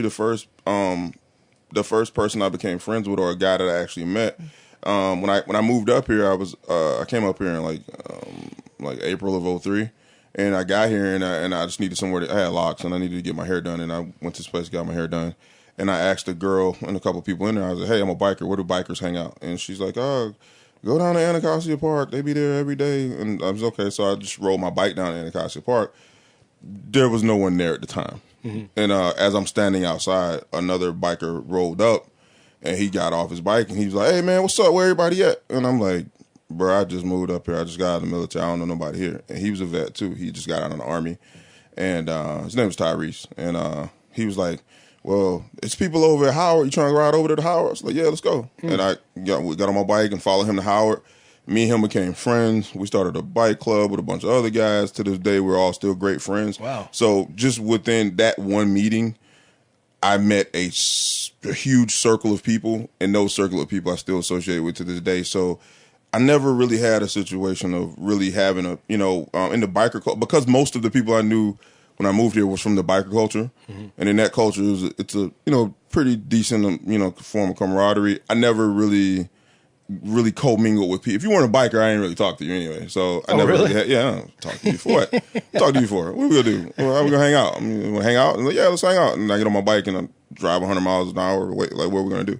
So it was cool. But the people up here, what I noticed about the DMV, people up here express themselves more through money than they do through any kind of like real intimidation or tough guy behavior or anything like that. It's really more, I have stuff that you don't have, and that makes me more of a badass. Oh, look at all my stuff. Look at my stuff, right? Isn't my stuff so impressive? Yeah, so wow. But he's right though. Yeah, I never really I don't have that problem, man. I really my life is really simple, bro. Like I go home and then I go, with my kids and we're at home, or they drop them off to their mom's house, or I'm hanging out with my girl, or I'm out riding. Well, I'm not riding my bike now. Or I'm at the gym with my cousin, helping her get ready for her competitions, or getting ready for a powerlifting competition. And I'm at the studio, and then I leave the studio and I go back home. I don't really spend a bunch of time in pointless places just for no particular reason. That's right. So why are you here? No, I'm kidding. Why is he here? I don't get it. I have a question. Here you go, bro. Yeah, thanks, man. Mm-hmm. So what do you shoot on, man? What do I shoot on? With? What do you shoot with? I'm a Canon shooter. I started off as a Sony guy back in the day, but I'm a Canon shooter. I have a 5D Mark III and 5D Mark IV. So those are my 5D. Okay. And now you got to get the Mark V. Is it out yet? I haven't been watching the market, honestly. I've been in a little bit of a creative funk for a little while, so I haven't really been watching what's the new high tech hotness and all that shit, man. I always like asking these kind of technical questions so I can get a professional's opinion on this stuff. Gotcha. Is there a reason you chose like the Canon versus any other brand? So when I came out, when I first started shooting, right, I'm somewhat antisocial. I'm sociably antisocial. Nice. So when I first came out, I really was just reading a bunch of camera books. And at the time when I bought a camera in 2000, the end of 2010, when I was buying a camera, the camera books I was reading said the Sony was the future. It was the wave. It was mirrorless and all this stuff. So I bought like an affordable. I bought like the version of a T5i Sony camera. It was like a Sony A390 or something like that. And the camera was kind of cool, but some of the, it did some things, but again, I was still learning, so I didn't completely understand. And some of the more advanced shooters were telling me, what they were saying at the time is actually true. They were saying, hey, you're limited in this, because I think at that time Sony only offered maybe 15 different lenses, and my lens options weren't there, and my low light capabilities and a bunch of other stuff.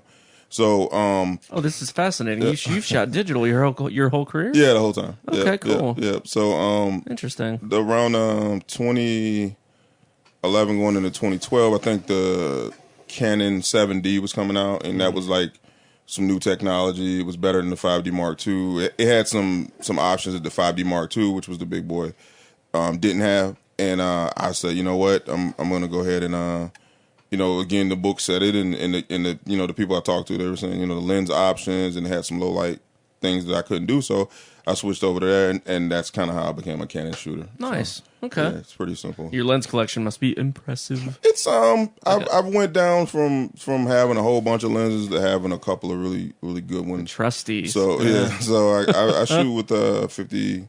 I got the Nifty 50. It's a 1.8. I shoot with the 1.8, 85 millimeter 1.8, 24 to 105 L glass, and 70 to 200 2.8, and fantastic. That's it, man. I keep it simple, baby. That's nice. If I need anything else, I'll rent it. Couple of lenses. Yeah, nice tight keep it kit. simple, man. Nice. Yep. Well, yeah, and then there's the money for the lighting. You asking what lighting I use? Well, I mean, so you're talking about you're talking about the body and the lenses. Mm-hmm. But what about when you're trying to? What were you using as far as your light source? when I first got in the game, and my light source was some $99 kit off of Amazon. Something whack. Yeah, something whack. I don't know what it was. This is something you mash a button and it go. It was horrible. Of course. Yeah, but all of us. Yeah. So from there, I think Paul Buff was making the Alien Bees, and I started rocking out with the Alien Bees. I saved up enough money and bought. Crap, I can't remember what it was, man. It was something. It was like the 240 or something like that. And then I saved up a little bit more money and bought the 400. And this is before I was using studios. This is before I was renting studio space. And as time went by and I started renting studio space, I started getting access to higher end lighting equipment, because the studios I was renting had lighting equipment there. So currently I own maybe 3 lights. I have an Einstein, I forgot what number, 640 or something like that, Alien B 800, and then I have an Alien B ring light. And then here recently I started shooting with speed lights, man. They're making a lot of really good modifiers with speed lights. Yes, they are. This really did a really good corporate headshot shoot for a big commercial real estate company 2 days ago. And I shot speed lights, man. Speed lights with a beauty dish, travel light, and do what I need to do. But I'm a member of a studio in DC that has some of the best lighting you could get, and I don't have to walk around. Like I don't have to own a bunch of stuff. I have stuff that if I need to do some basic 2 or 3 light setups or a nice 1 light setup, and I need to go out in the field, and that's what I have. But that stuff's packed away at my house, in my in my garage, and that's where it sits. And for the most part, I do a large majority of my work studio based, and or with the mental photos work, that work is all natural light. So see, I think that's going to be helpful to a lot of shooters out there, and especially It's helpful to me.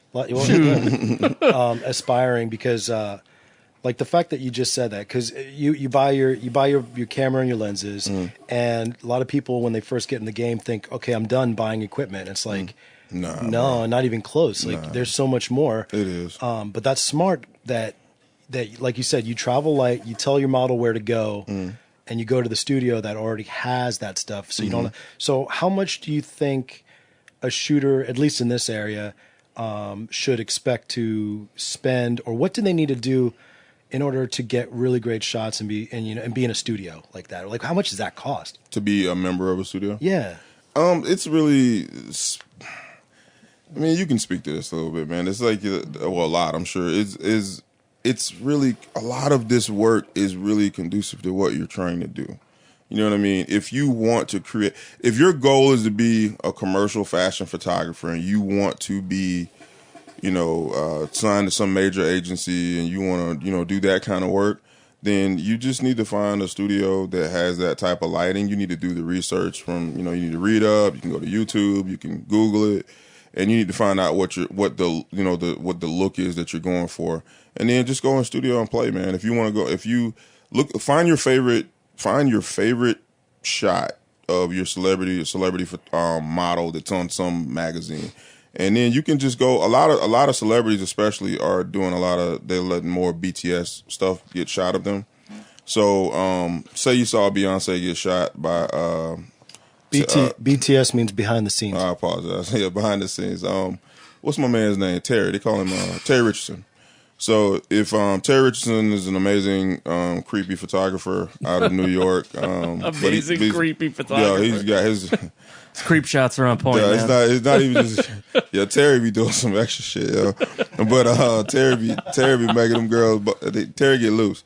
But Terry's an amazing photographer though, and he shot a lot of your favorite models, a lot of your favorite celebrities. Obama, he shot a lot of people, but he has a specific way that he shoots.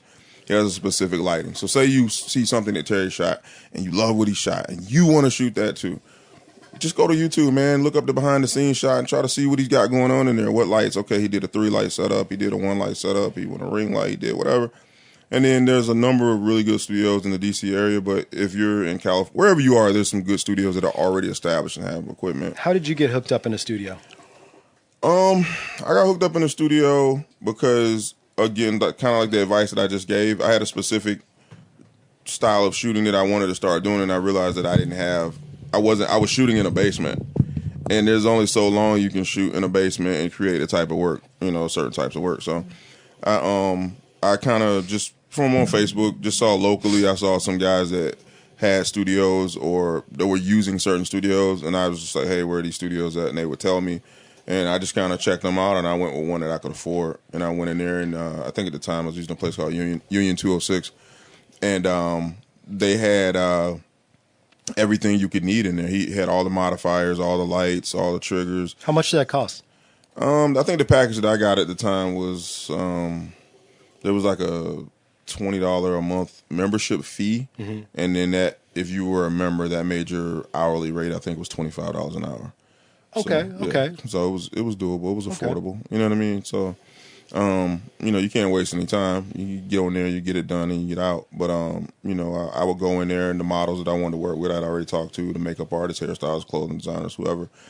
And we get in there, and, I would just tell them, hey, we're going to test. You know what I mean? What does test mean? Test means I have no idea what I'm doing, but I want to try to figure out something really cool to do. And we go in there, and we test, and I try to apply all the things. I treated it, and it's actually cool that it's called test because I would really study what I wanted to do all week leading up to us going in there, and then I would just go in there and try and apply the things that I learned, been researching during the week. It's the Tyler process. The Tyler process, man. Yeah. Oh, I like that. Sounds good. It does. I'm about to write that down or something. So, who are some of your favorite models? Wait, I got a better one. What's up? The Tyler method. The Tyler method. There you go. You know what? I have taught a couple of workshops before. I may have to throw that in there. Nice. Yeah. So who are some models? Nickel each time. Mm-hmm. Who are some of your favorite models you like to work with?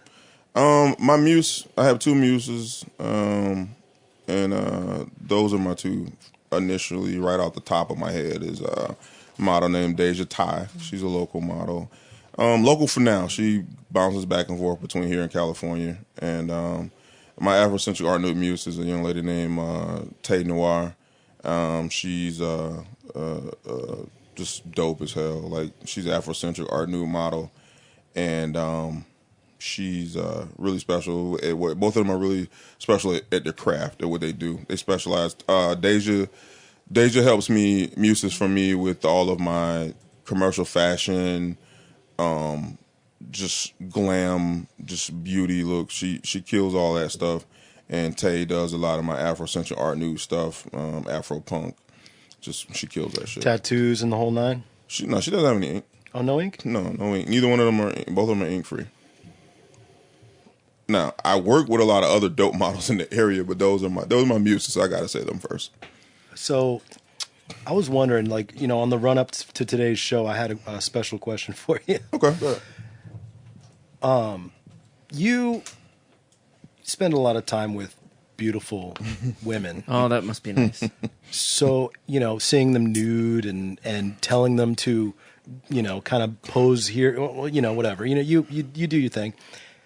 Is it now impossible for you to date an average girl or find an average girl attractive? Does that just ruin you for regular women? No, and the reason that is because there's no such thing as regular women to me. All women are just kind of have, they have their thing, they have their special thing. So if I'm dating or involved with someone, what their specific needs, not their specific needs, excuse me, what they possess is what I need. You know what I mean? Mm-hmm. A lot of people get fooled by models. Models are just regular women who are we refer to them as subjects. Like I call them subjects, my subject. Anybody can be a model. Like you can be a model. If I pull my camera out right now, you're a model. You know what I mean? You're. Can we make that happen so I can tell people that? You can. But we got enough cameras in the room. Yeah. But you got to remember too, the cool thing about me is I shoot a variety of things. So, to say that anyone, that I'm dating or anyone I'm involved with should never be intimidated by anything I shoot, because I shoot so many different things. When will you ever figure out what you should be intimidated by? You know what I mean? So one day I may shoot, for 1 month I may shoot nothing but, size 0 to 4, 5'10", Russian white chicks. You know what I mean? And then, the next 2 weeks I may shoot nothing but African American women with 44-inch butts. You know what I mean? So you can't, like, when are you going to ever figure out what you should be intimidated by? So it's never an issue. Another Patrice story. Mm-hmm. So Patrice was explaining sort of jealousy with his woman, right? Mm-hmm. And he said his woman, Vaughn, is one of the 44-inch booty, light-skinned black chick. All right. Beautiful, Mm-hmm. gorgeous model, right? Mm-hmm. And he says whenever I'm around beautiful women, she's never worried. She's never worried. It was the 250, 300-pound black women Oh my! that she had to be worried about, because those are the ones that Patrice was really. That's his thing. That was his thing. So like big girls. So yeah, that was his like little, like, what do you call it, like fetish or whatever. Yeah, So- everywhere feels like boob. So everywhere feels like. You stupid. I remember that. You remember that talk? I remember that. Yeah. So he's like, yeah, she don't get nervous until there's a big. All right. It's raining men. Yeah. Hallelujah. Nah, but I've never had. I've had to have talks. Occasionally, your woman maybe want to be reassured a little bit, and that's normal. I've been involved with people before that I was dating, and they were concerned. They were.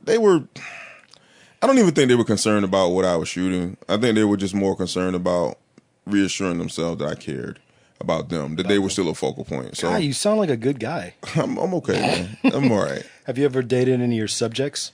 Ah, man, you trying to set me up today, brother. That's a good question. Yeah, I've dated someone that I've worked with before. Yeah, That's been a mistake. no, it was You don't eat where you poop.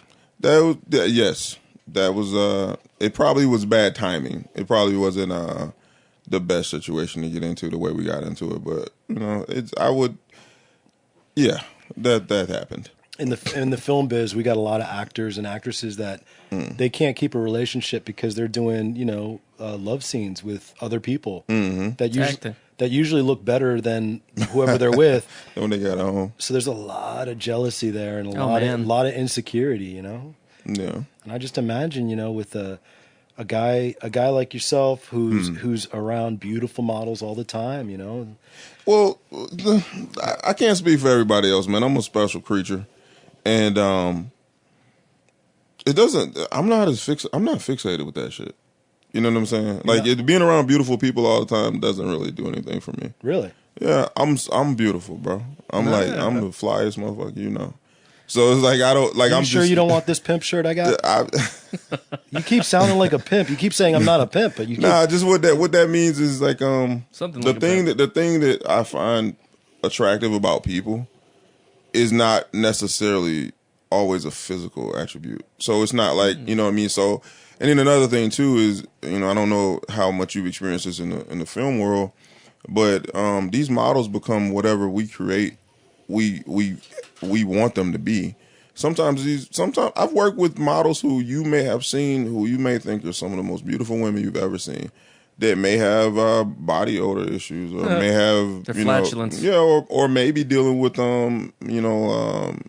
mental instability. It's like you know what I mean. Sure, there's a lot of that. Right. So I've worked with That's why I don't really I think if anything, being a photographer has really helped me learn to look beyond physical beauty, because everything that looks beautiful isn't necessarily beautiful. And then again, I remember too, I'm attracted to perfect imperfection. So I like people who you may not necessarily deem as beautiful, but I'm fixated on them because they have a scar on their face or something like that. I've got so I've worked in 3 different industries. Okay. When I was younger, I was a trainer in the fitness industry. Nice. When I'm also a licensed tattoo artist in Virginia. Oh yeah, I remember.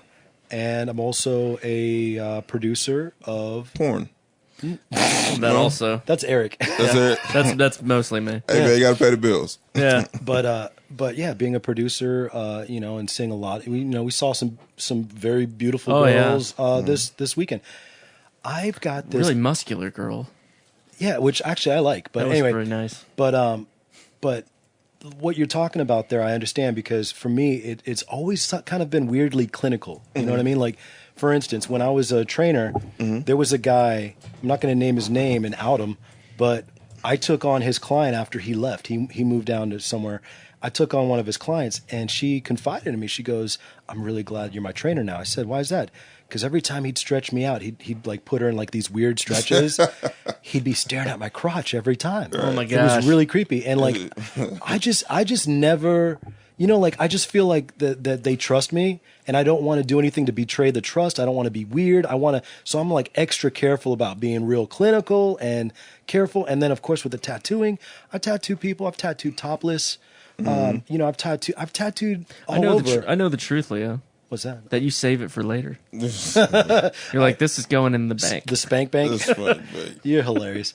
And but the thing is, I feel more comfortable, and I feel like if I was like that, even not being a Christian, but if I started being like that, I wouldn't like my art anymore, because I'd feel like I was betraying it. You know what I mean? Right, I understand what you mean. So I feel like maybe some of that is in your thought process as far as keeping it nice and professional too. Well, that plays a part in it, but another thing, with me, I don't know. I'm not blown away by it. I've always met really cool people. I've always really been around really beautiful people, and they're just people. So let me ask you this then: what is the one place or situation that you're like, I might go back on everything I just said? I don't have it, bro. Come on, bro. I don't, man. I don't. And maybe it could be, I'm not trying to act like I'm perfect. Some of it could just be because I've done things in my past. You know what I mean? That you were a dirtbag? You were a dirtbag at some point? What do we call a dirtbag? What's a dirtbag? I don't know, man. What's a dirtbag? Maybe you grew past something? Like you grew up past something, maybe? I'm fine. I found more value in picking who I allow to be in my space. So you got burned, man. You got hurt. No, I didn't. It's not even that I got hurt. It's just I don't know, man. I don't really. I don't really know how to phrase it, explain it. And just to make sure we're still on the same topic, we're talking about dealing with these models, right? Is that what you mean? Like dealing with these models and getting a relationship, getting fixated, like you say, or you say I don't get fixated on that. That doesn't impress me. I'm like, okay, well, there's got to be a situation where you go, man. If I get dropped in the middle of that situation, that's going to be a problem for me. I don't. I could do whatever I need to do and, just move on, man. It's not a write that book. There's no It's there's no situation like do you mean like I'm in here shooting a model right now and she's like, hey, come get some of this, something like that. Has that ever happened to you? No, well, yes, but that's not this is not what we're talking about. What did now. you? You are a stronger man than I. I haven't always made the best decisions. What did you say? Did you say okay? I haven't always made the best. He was choices. like, he was. I don't know what you say in your Up world. top. What do you say? Cut. Everybody break 10 minutes. Lunch. 30 minutes. Lunch. Yo, man, people. No, not you. You stay. No. People, We need to talk. People make mistakes. People sometimes people make poor choices and don't always do things the best way they should. God, he has a publicist. Yeah, he does. He has a It's publicist. good PR guy. Yeah, somebody Here's is what like you got to stay away from, Tyler. I'm somebody's- telling you, don't talk about this. So, his phone is on silent vibrate right now, and every It's time, zzz, it's like shut up, steer it away. Nah.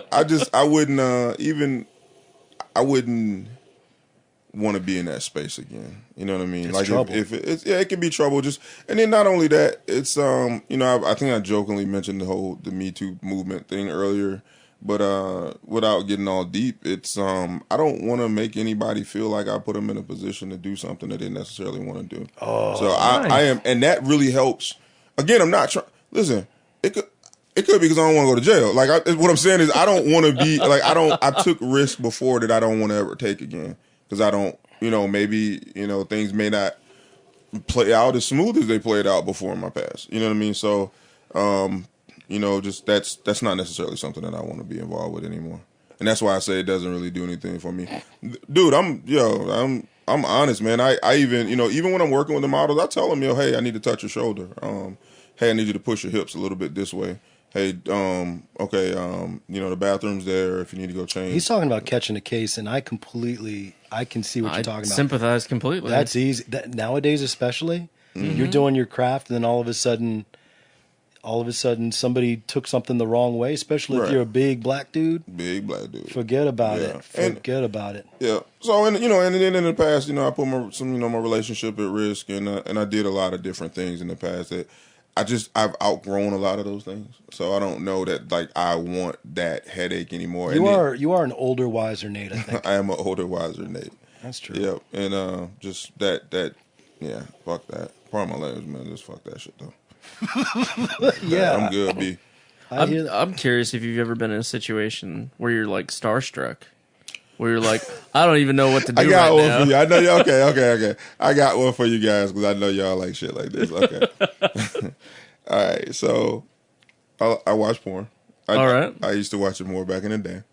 So there's this porn star, right? All right. So I'm watching porn. It's good porn. She's good. She's good at what she does, right? Wait, do we know this porn star? Probably not. Okay. Probably not. She's one. Like I said, I'm infatuated by people who always aren't at the top of the craft of the things they can do.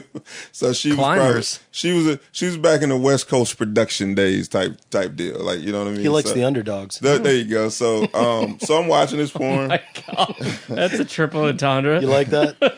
And it's a good porn. She's doing her thing, and I'm like, wow, she's really good at what she does. And I go to bed. I went to sleep after watching this porn. Okay. And shit you not. I shit you not. The next morning I get up, I'm going through my thing, doing all the different things I gotta do in a day. Check my email. I have an email from this porn star. It freaked me out. So I had only mentioned to maybe one or two people that I really dug this particular porn star. So I'm thinking maybe they emailed me, fucking with me. They did not. This porn star actually comes to DC to do work from time to time, and she had found my photography page on a website I used to use to kind of promote my work, and she wanted to know if I'd be available to shoot her. Dude, That's I awesome. stared at that email for so long. Eventually, I did. I actually emailed her, and she asked me to recall, and I talked to her on the phone, and we linked up, and then I shot her. Oh, sweet. And then after that, he shot her. That's neither here nor there. But Christmas came I shot- early. I shot her twice, and we're actually still cool. She's I don't think she does porn anymore. I know she still strips. She travels the country stripping and doing stuff like that. But we're cool. I talk to her on social media time to time. What are her proportions? That's like I'm trying to see what he's into. She's a tall girl, 5'8", 5'9", 8 to 12, size 8 to 12, 44-inch booty. Yeah, you know, I love buns, man. I love buns. Yeah. And you know, she's cool. so you can't lie. Yeah.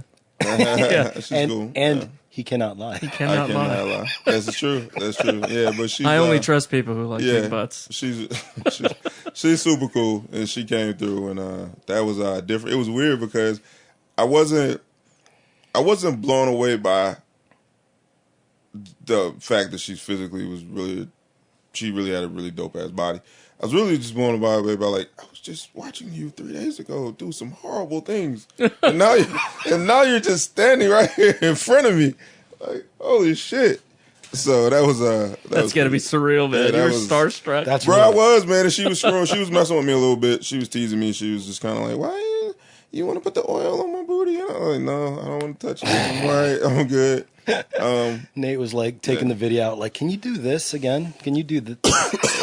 What many times you had to think about it? Wait, do I really man, not want to do that? Dude, I'm a big control freak, and I don't like being uncomfortable. So I really was like, I didn't do the, I really wasn't trying to let her know that I was. Starstruck. Yeah. Yeah. So I was really just real mellow. Like, nah, I'm okay. Playing it cool. Yeah, I don't do that. Of course. Can you imagine Nate being like a girl, like not a girl, I know what you mean, Speechless. like giddy, like a little that. fanboy? Yeah, I'm good.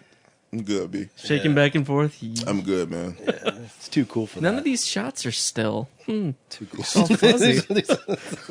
All the shots are fuzzy. It's just weird. It's like his work. It's actually his worst work ever because he couldn't concentrate. Like the lighting's all jacked up. Got like bullets of sweat coming down his head. But Somebody get me a towel. his mental photos are perfect. Well, that's actually how Mental Photos was born, man. That's Oh, really? I live in my head a lot, so that's kind of how I came up with the whole Mental Photos name, and I just live in my head a lot. So That's what's up. yeah, You got you've had a lot of things going on. Going forward, what is the next? There's a book. Have you guys heard of Keller Williams? make houses, don't Yeah, that's the realty company. One of the Keller guy, I forget his first name, but Keller wrote a book called The One Thing, and that book he was explaining, how he became so successful. He focused on one thing at a time, a day. He says, don't overcrowd your schedule with all the zillions of things that you need to do. He says, get all your emails and crap out of the way, whatever, in the beginning of the day. But then after that, you don't take any phone calls, you don't do any emails, you don't do anything except for accomplish that one goal for that one day. He says if that's how he became so successful.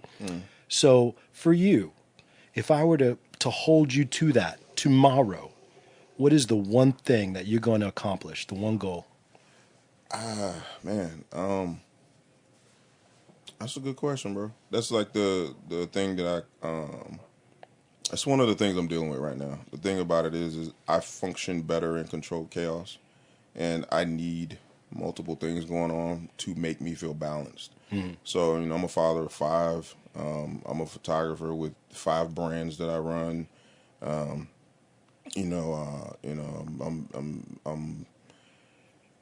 have to stay busy, but I will say that this year I'm working on keeping everything more balanced. So what I'm doing is I'm probably going to implement this year, start implementing a thing where I work on my different brands by quarters.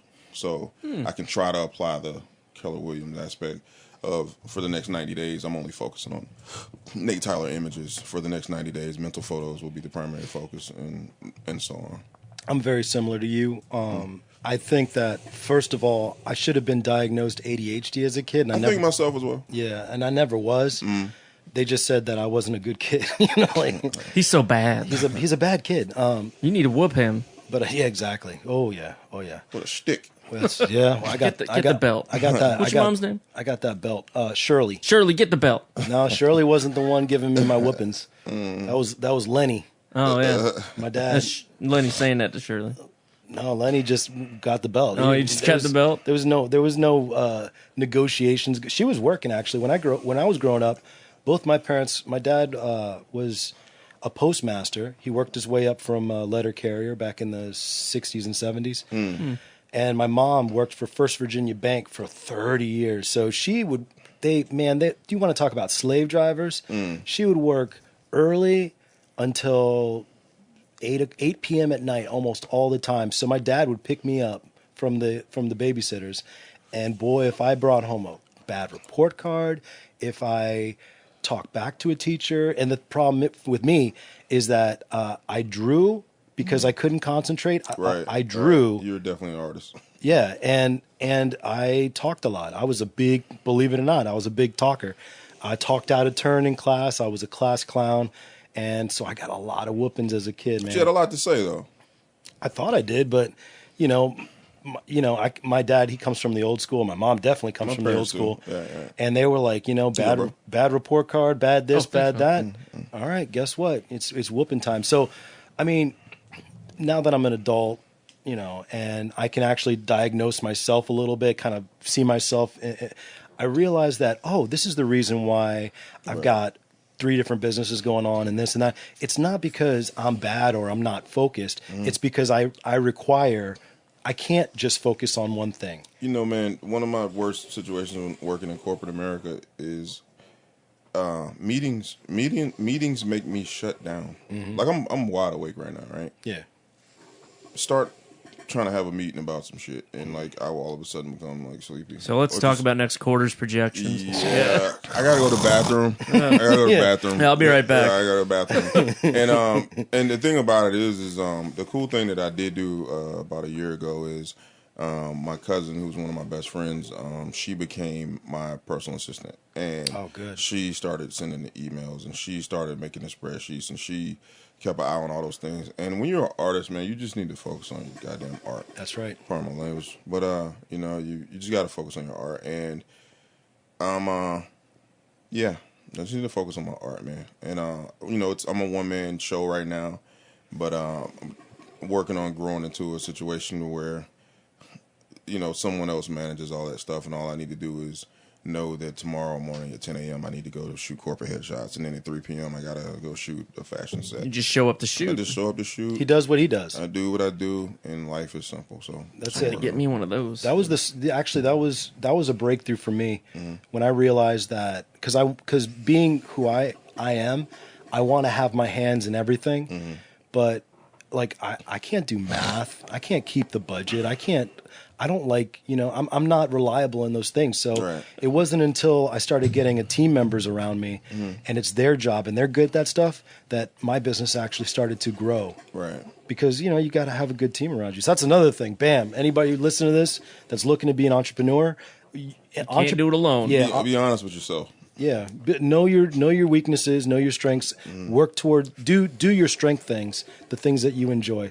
But, just another plug for On It, the little pills I gave you. Yeah, I'm definitely gonna pop those. Dude, try that out. It's gonna be amazing for me because what I need every once in a while, I got to sit down and I got to like write a prospectus or something, because it's got to come from me. Right. And I learned coding. Eric helped me with that. I could not focus until I started taking some supplements for that, and it freaking worked. I'm gonna give it a shot. Man. You can tell them there's 2 ways to take it, right? Like at night or in the morning. Well, okay. So if you want focus for whatever you're focusing on during the day, you take 2 in the morning with a light meal, and then it also you can take 2 at night, and it actually gives you lucid dreams. All right, shrooms. Yeah. Let's get it going, baby. I'll play with it until I figure out what works for me. Yeah, so the lucid dream thing was kind of cool. Actually, they have you take the new mood and that, and apparently it gives you crazy dreams. For me, my dreams are okay. What I found was with the alpha brain, I swear, if I wake up with a dead body in about a week, I'm gonna break out of prison and come find you. He's like, what the hell does? That's not what lucid means. Right. No, Leo was murdered by. I got some bodies. Right. No, I could remember my dreams. which is weird because I never remember my dreams. I dream, but I don't remember them. So I guess that's what. You got to get you a sleep journal so that when you wake up, right next to your bed, just wake up and write down what you remember. That helps you remember your dreams. Oh, okay. I was going to say, what's that good for though? Like over time, you start remembering more of the dream. But besides remembering the dream, what is that good for? I solved problems in my sleep, like code problems Seriously? that I couldn't solve during the day. Oh, that's cool. You dream in specific code languages if you are doing it all day.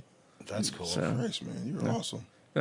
Yeah, he's what's called a double stack developer, right? Full stack. Full stack developer. So this guy can freaking he can hack you.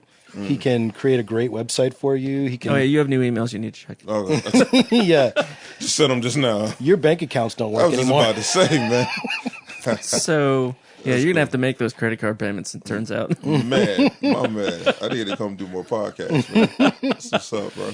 Yeah. So the new spot that we're hoping and getting it's gonna be awesome because we're gonna be able to.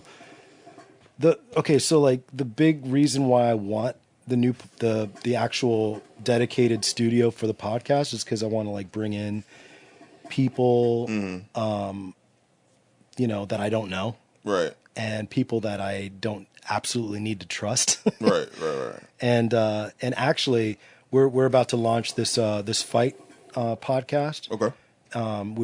We've got sponsors that are like Itching. very excited about this happening. Okay. And the one thing I'm like, I really want them to not know where I live because what if I piss them off or Right. we're gonna want to put two rivals together, like Right. two pro fighters or Tear your house up. Man. We should Yeah. put a wall of glass between them. Yeah, no, I had a meeting with Scott on Sunday, and he was excited about it. And he was like, yeah, man, then they might tear up the studio. That'd be awesome. Like, yeah, Insurance. that would be awesome. Yeah, oh, I definitely got that. So, Right.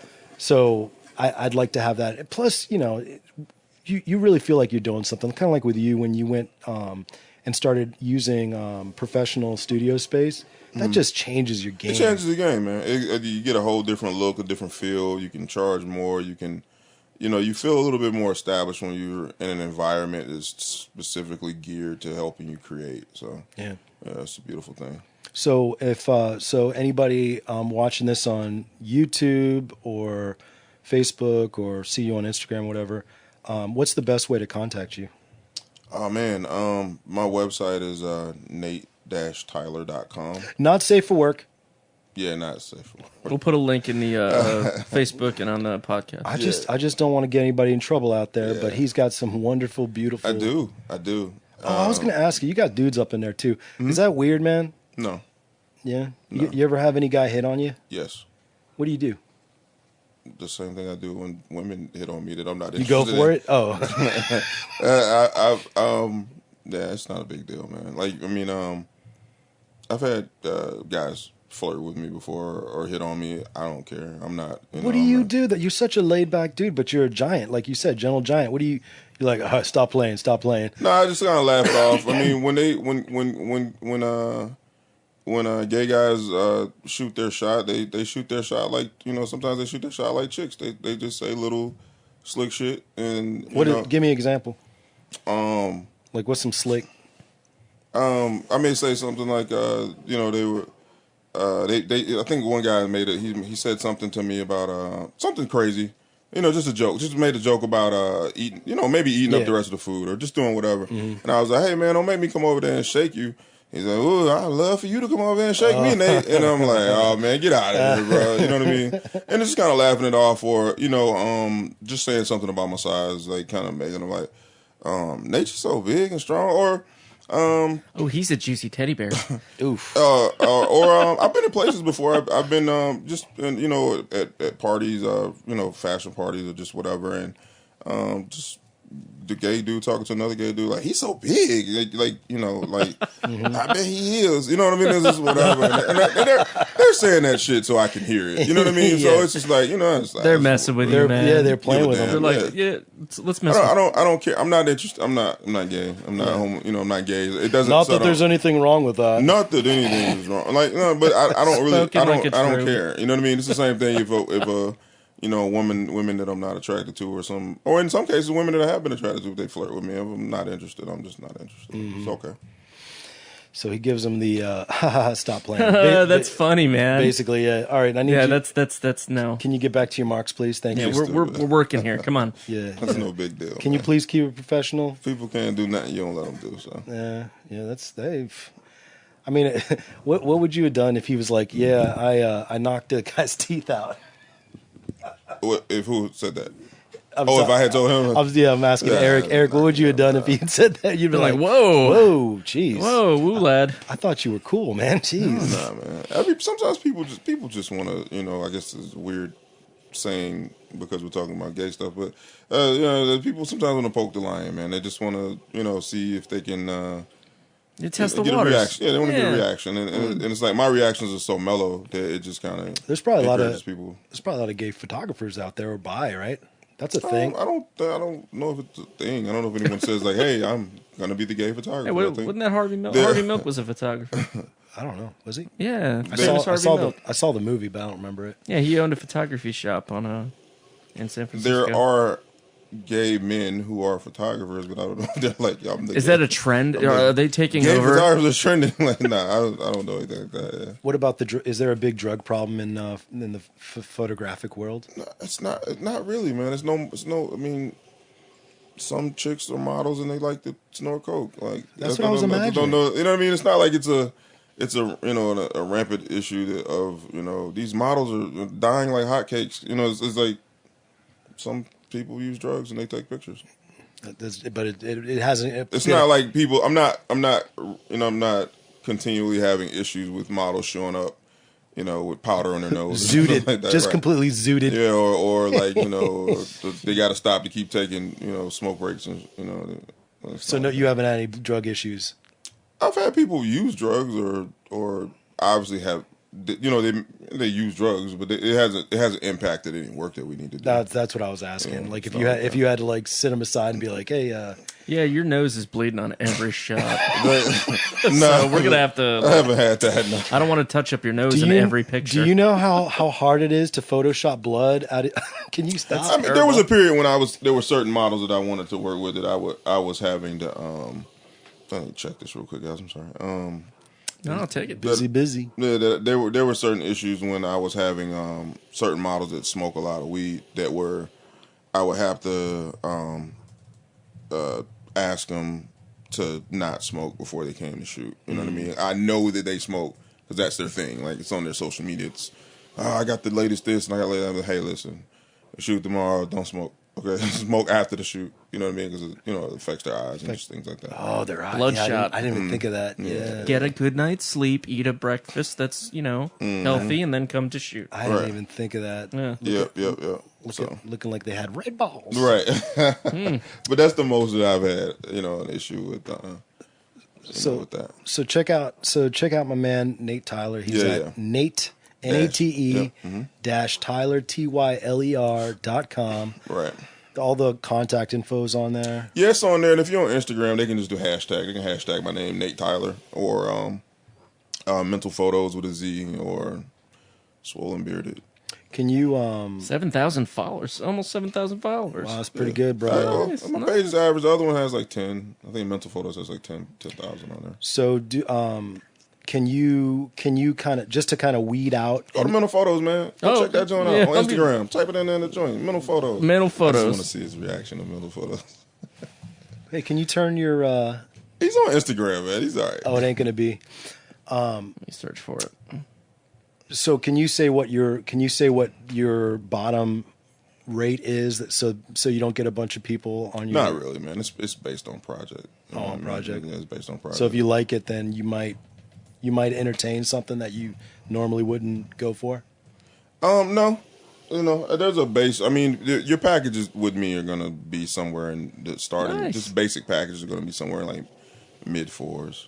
Oh my! So it just depends again, but that's like a base package. Okay. You know what I mean, it's gonna be that range. She's But built like a brick shit house. Yeah, she's a power lifter. That's awesome. She's strong. She's 4'11".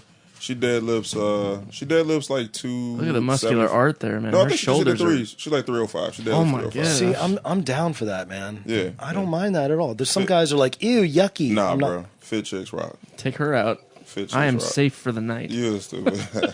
Yeah, but Bouncer Treat and her like girlfriend. treat her like a queen. She'll crazy. protect me all night. I got Yeah, a man. bodyguard. Nice. yeah. So whatever they need, though, bro. Y'all are hilarious, man. Yeah, hilarious. Well, you guys, I just want to go ahead and say, look, if you like this episode, go ahead and like it wherever you're watching it. Go on YouTube, like it there, subscribe to Righteous Anger Podcast. I would be remiss if I didn't mention Righteous Anger Podcast. You like that? Oh, he likes that. I'm gonna look at this. We're gonna smoke a little bit more. I want to look at some photos, but go on. What is it? Epilogue Shirts. EpilogueShirts.com. EPILOGUE shirts.com. Go buy yourself some shirts. We got some cool shirts there for pretty much anybody, girl or man, Girl or man. girl or man. I don't know why I said it like that. I know somebody's going to be offended by that. Woman or man, whatever. Males and females. Males and females. All right. And make sure that you use the. We got the coupon code. It's RAP10 RAP10. Can you stop while I'm doing the? Sorry. I'm trying to do a spot here. He's mentally enjoying the photos right Well, now. why don't you keep it in the mental there? So go on there, RAP10 RAP10, in the coupon code box. Get 10% off your entire order. Don't forget on it, you guys can do a 30-day money back guarantee. So if this doesn't work for you, you can just send it back, and you get your money back. But try it out. New Mood is a good one. I use New Mood. I use this one right here, which is the Shroom Tech. Very easy to remember because you think it has shrooms. I don't think it does. Hopefully not. And then, of course, the one I use every day for my brain, which is Alpha Brain. Go to righteousangerpodcast.com. Go down to the bottom of the page, and you're going to see little things you can click on. It's going to explain it to you. And like I said, if you don't like it, $30-day money back guarantee. You can't sneeze at it. It got me because I'm like, hey, if this doesn't work in the first week, I'm sending it back. Right. So you can do the same thing, and if you enjoy it, then you can keep using it like I do. Well, that's about it. This is what is this, episode 34? 34, Nate Tyler, wrapped. and hopefully Nate will come back. Nate, Yeah, man, for sure, man. Anytime you guys want me to come through, I'll come through. and bro. maybe he'll bring one of his muses. I can do that. You gotta I get can him do to that. check out the studio when it comes live. Yeah. Next episode, Nate and one of his muses, or both. I don't know. You're gonna have to, check it out. I can hook that up, bro. I like can it. make that happen. Thanks a lot, bro, for having me. Take it easy, guys. All right.